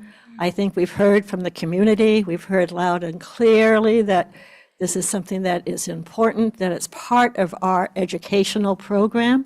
This idea that we are educating our students to be global citizens, that we recognize what is important to the members of our community, and that this notion of low attendance doesn't really cut it for me. I mean, our lowest attendance days are the Wednesday before Thanksgiving, and some other day. There's one other. It's typically before our vacations. And so if we're really talking about days that we need to boost attendance, those are the days we need to think about. I think that this honors our Muslim community. It also honors our other families so that they, again, understand what this is about, that they can participate if they want as guests, as friends, as neighbors. I think it's absolutely within the equity values of our public schools here in Brookline, and I will vote yes on this motion. Thank you.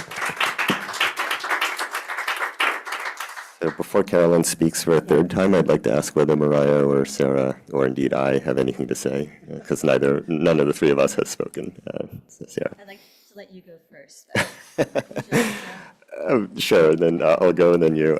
So I'm actually going to vote no on the motion because I would like to see the district move toward version 4. I don't think that doing so next year without any preparation would be a good idea, but that is the direction I'd ultimately like to see us go in, and so I would be voting against adding sort of any holiday right now to the calendar. So that's what I'm about to do. Sarah? We've heard a lot of good support for version 2, and so instead of repeating it, I'm going to say that I agree with what's been said already. And I really think that a lot of us live in a world where we want to have our own holiday and we want other people to have their holidays too. And it's about that equity and that understanding that is what we really want ultimately for our students as well. Andy, can I say one thing too? Yes. I am supportive of version 2, but I also am supportive of moving towards a version that that more closely, if not entirely, represents version 4 once we understand the impact of that, but also we continue to do or even do a better job of a district of recognizing and celebrating cultural differences and cultural celebrations, even as we possibly don't take a day off of school to do that. And so I think that's all worthy of further discussion and exploration. But for this year, I do support version 2. So Carolyn has had her hand up, so Carolyn gets the last word, and then let's go to a vote. Well, I don't know if it will be, but so I don't know how, so we were invited to ask for data, which I did. I don't know if anybody else did. It's unfortunate that despite all of the conversation, that's been a lot of the same thing over and over, we didn't have an opportunity to discuss the data, although a really important piece of what's seen in what I asked for is exactly what Suzanne said.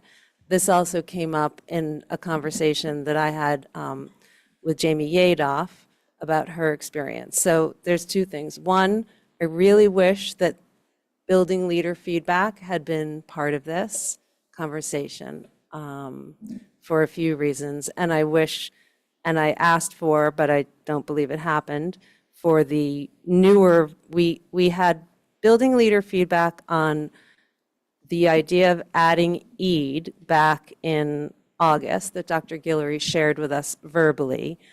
He shared that with me in writing. I asked for it to be shared with the committee. It wasn't. I also asked for these newer concepts to be shared for feedback with building leaders, and I don't think that happened. But I'd like to convey what I think is really important. The day before Thanksgiving is a lost day. It is a noon dismissal. We all got an email from Principal Yadoff on that day this year. She was really upset. I spoke with her about it. She basically couldn't operate school. It's disrespectful to staff to have to come in and they can't provide instruction and kids watch movies. And that's just a disservice to all of us. I think we should do better. And so I really would have loved the opportunity, and I don't know if this can be a friendly amendment somehow. I really would have loved the opportunity to have that conversation about what do we know about actual days of low attendance and how can we incorporate that into good decisions about providing effective instruction. Which, just to clarify too, to what Stephen said and someone else, when I'm talking about what I see our job is here, it's because I'm looking at the state regulation for student learning time that specifically tells us what to do when we create the calendar. So that is a completely separate issue from whether we value diversity, how we celebrate our diversity, culture, religion. This is a policy decision about creating an academic schedule. So just to be clear, that's where and that tells us to maximize teaching and learning. So that's why, that's where I'm talking about that. It certainly doesn't mean that going to school in a diverse community is not valued by me or anybody else. It's the best thing about my kids' experience at the Baker School. So I really wish we had had the opportunity to talk about the day before Thanksgiving, which I would love to see be a day of no school. And while I respect the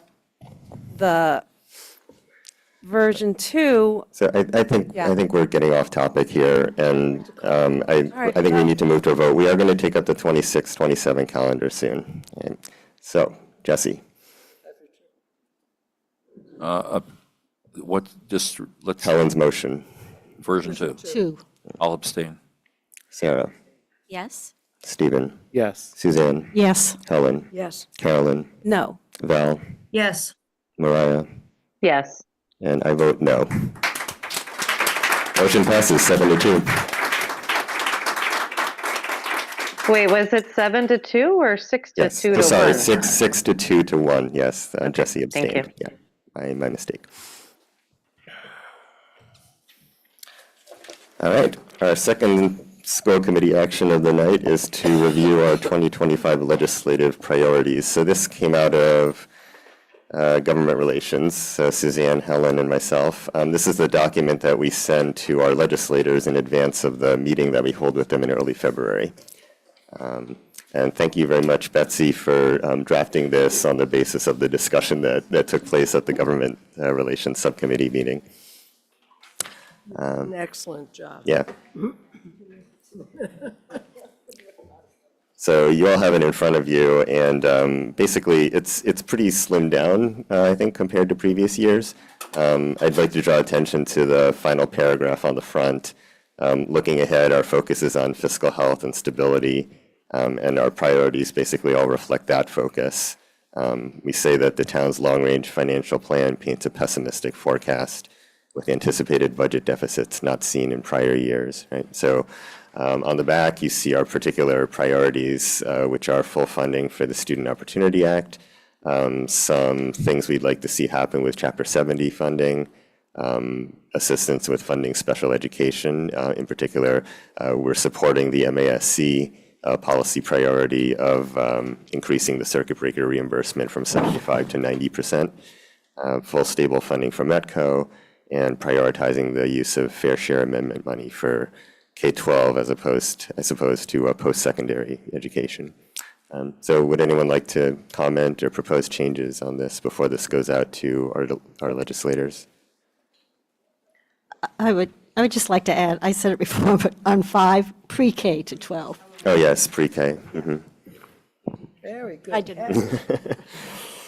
Yeah. So, and this is to prepare for our meeting, and the meeting is as much or maybe more about us listening to our legislators as it is about us talking to them. So, Andy, Yeah. I think this is really great, and I thank the committee and Betsy for putting it together. I think that the arc that we have talked about earlier, possibly of the special education funding, really needs to be drawn to their attention. I think that if anything, for example, item 3, further fund special education, might not be written strongly enough. So I think that there may need to be some more there. I mean, this is of grave concern, and Brookline, of course, is not the only community facing this. So we need to ensure that we have that funding in place.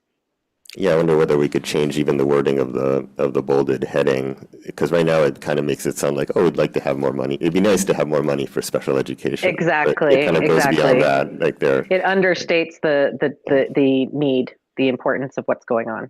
Perhaps change further to fully?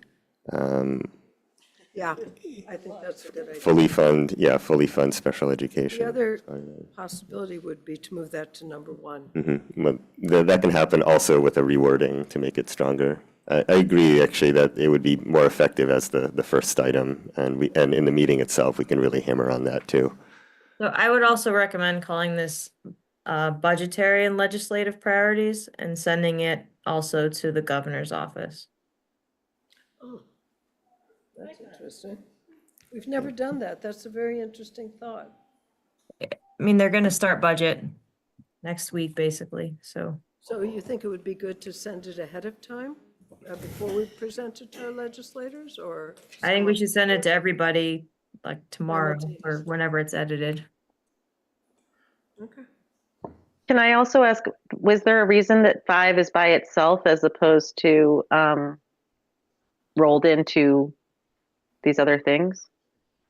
And is there a reason 5 doesn't have a blurb? Just so I understand. Yeah, I think it's more that we couldn't think of anything to say. Except use it the right way. Yeah.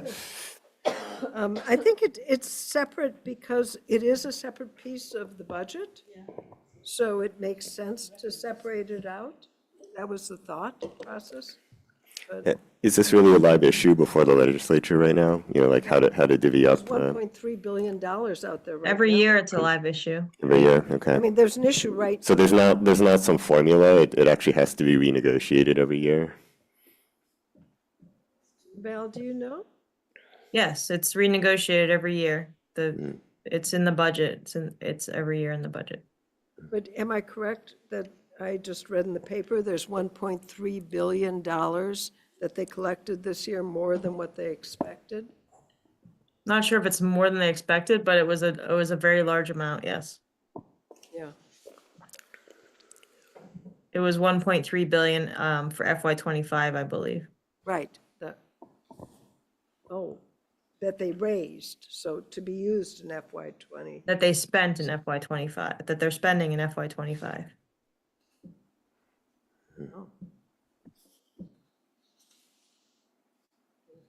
Yeah, so I'll move this document with the changes that we've discussed. I think we can probably workshop a little further, like the wording for special education, but we can do that offline based on guidance from the committee.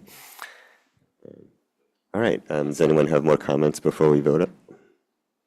All right, Jesse? Yes. Sarah? Yes. Stephen? Yes. Suzanne? Yes. Helen? Yes. Carolyn? Yes. Val? Yes. Mariah? Yes. And I vote yes as well. Thank you very much. That was easy. All right, so since we're so far behind schedule after the very long superintendent's update, unless somebody has very urgent, yes, yours is different, I know, except for capital, I'm wondering whether we can postpone subcommittee and liaison reports until next time because we still have an executive session to get to. So if no one objects to that, and I don't see anybody objecting, can we limit this to Helen capital improvements, and in particular the discussion on a support letter for the Davis Path Footbridge project? So I think everybody was here for the last time we voted this. Am I correct? What has happened? The Department of Public Works has submitted grants. This will be the third to the federal government for the Davis Footpath Bridge, the bridge that goes over the tracks from,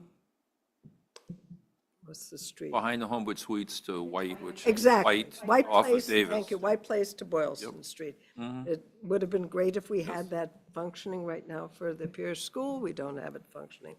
But they've been trying to, it was taken out of commission because it was deemed to be unsafe. Right. This is just a resubmission of a grant to another department, I think. The same grant that they've been submitting the last 2 times. So, I mean, unless there's any questions, I think I would like to make the motion the motion is to issue a letter of support, probably the same letter that we've issued with the correct address, for the DPW's Davis Path Footbridge Replacement Project. Seconded. All right, any discussion on that? Nope. All right. Yes. Sarah? Yes. Stephen? Yes. Yes? Yeah, okay. Yes. Val? Yes. Mariah? Yes. And I vote yes as well. So I have, if I could, just with capital, I think people have been seeing the building coming down at Pierce School. It's Yes. been really pretty quick and without much ado in terms of disturbance of neighbors or anything happening. People should know we will be getting in the bids for the full Pierce project The subcontractors will be submitting on tomorrow, and the reconciled GMP will be available on the 17th. However, there will be some previewing of it to the Building Commission on Tuesday night. So they're meeting this coming Tuesday. I think that's about it. And there will Can be, I ask a question about Driscoll? sure. Is it about Is the the noise? No, I don't know. I don't know anything about the noise. All I was going to ask is the playground done now? My understanding is that it was signed off on in December, but I don't know for sure. Maybe Val knows. Yes, Yeah, they're out. it is 99% done. They're doing a little bit of work around the edges, but for the most part, it's done. There has been, since I brought it up, I'll explain. There has been an issue with noise from the ventilation system that both the town and now the construction company and the manufacturer are looking at to figure out why. It comes on at various times. It's not constant, but it is a problem for those living uphill. Quite noisy, yeah, quite noisy. People who live Yes, higher from rooftop the roof units are making noise. keeps people up at night. Yeah. Yeah, we've Night- gotten a lot of I emails understood about it. was Yeah, they most hear of the it. times I've seen. If it happens at night, then people who are hearing it, there's an issue getting back to sleep. Right. That was in one of the letters, yeah. There's a Well, whole bunch of parents that are Most of writing it about lately has been during the day, but whatever it Came- is, yeah. they're looking at it. Came through The pedestrian town is advisory. aware of it, Yeah. the contractors, the OPM, so everybody, hopefully by next meeting, I might be able to report back on what's happening with that. I think that's it for me. All right, thank you. So that ends our short subcommittee reports for today. Does anyone have any new business before we go to executive session? Okay, I see none, so I'll move to meet in executive session pursuant to Mass General Laws, Chapter 30A, Section 21A, for the following purposes. Purpose 3, to discuss strategy with respect to collective bargaining with the Brookline Educators Union, Unit A grievance, if an open meeting may have a detrimental effect on the bargaining and litigating position of the public body, and the chair so declares. And purpose 7, to review and approve executive session minutes from the following meetings, November 14th, 2024, and December 19th, 2024. Do I have a second? Thanks, Suzanne. Jesse? Yes. Sarah? Not here. Stepped out. Would you like to vote to go into executive session or not? You vote yes? Good. Stephen? Yes. Suzanne? Yes. Helen? Yes. Carolyn? Yes. Val? Yes. Mariah? Yes. And I vote yes as well. So we will not be returning to open session. Good night. Recording stopped.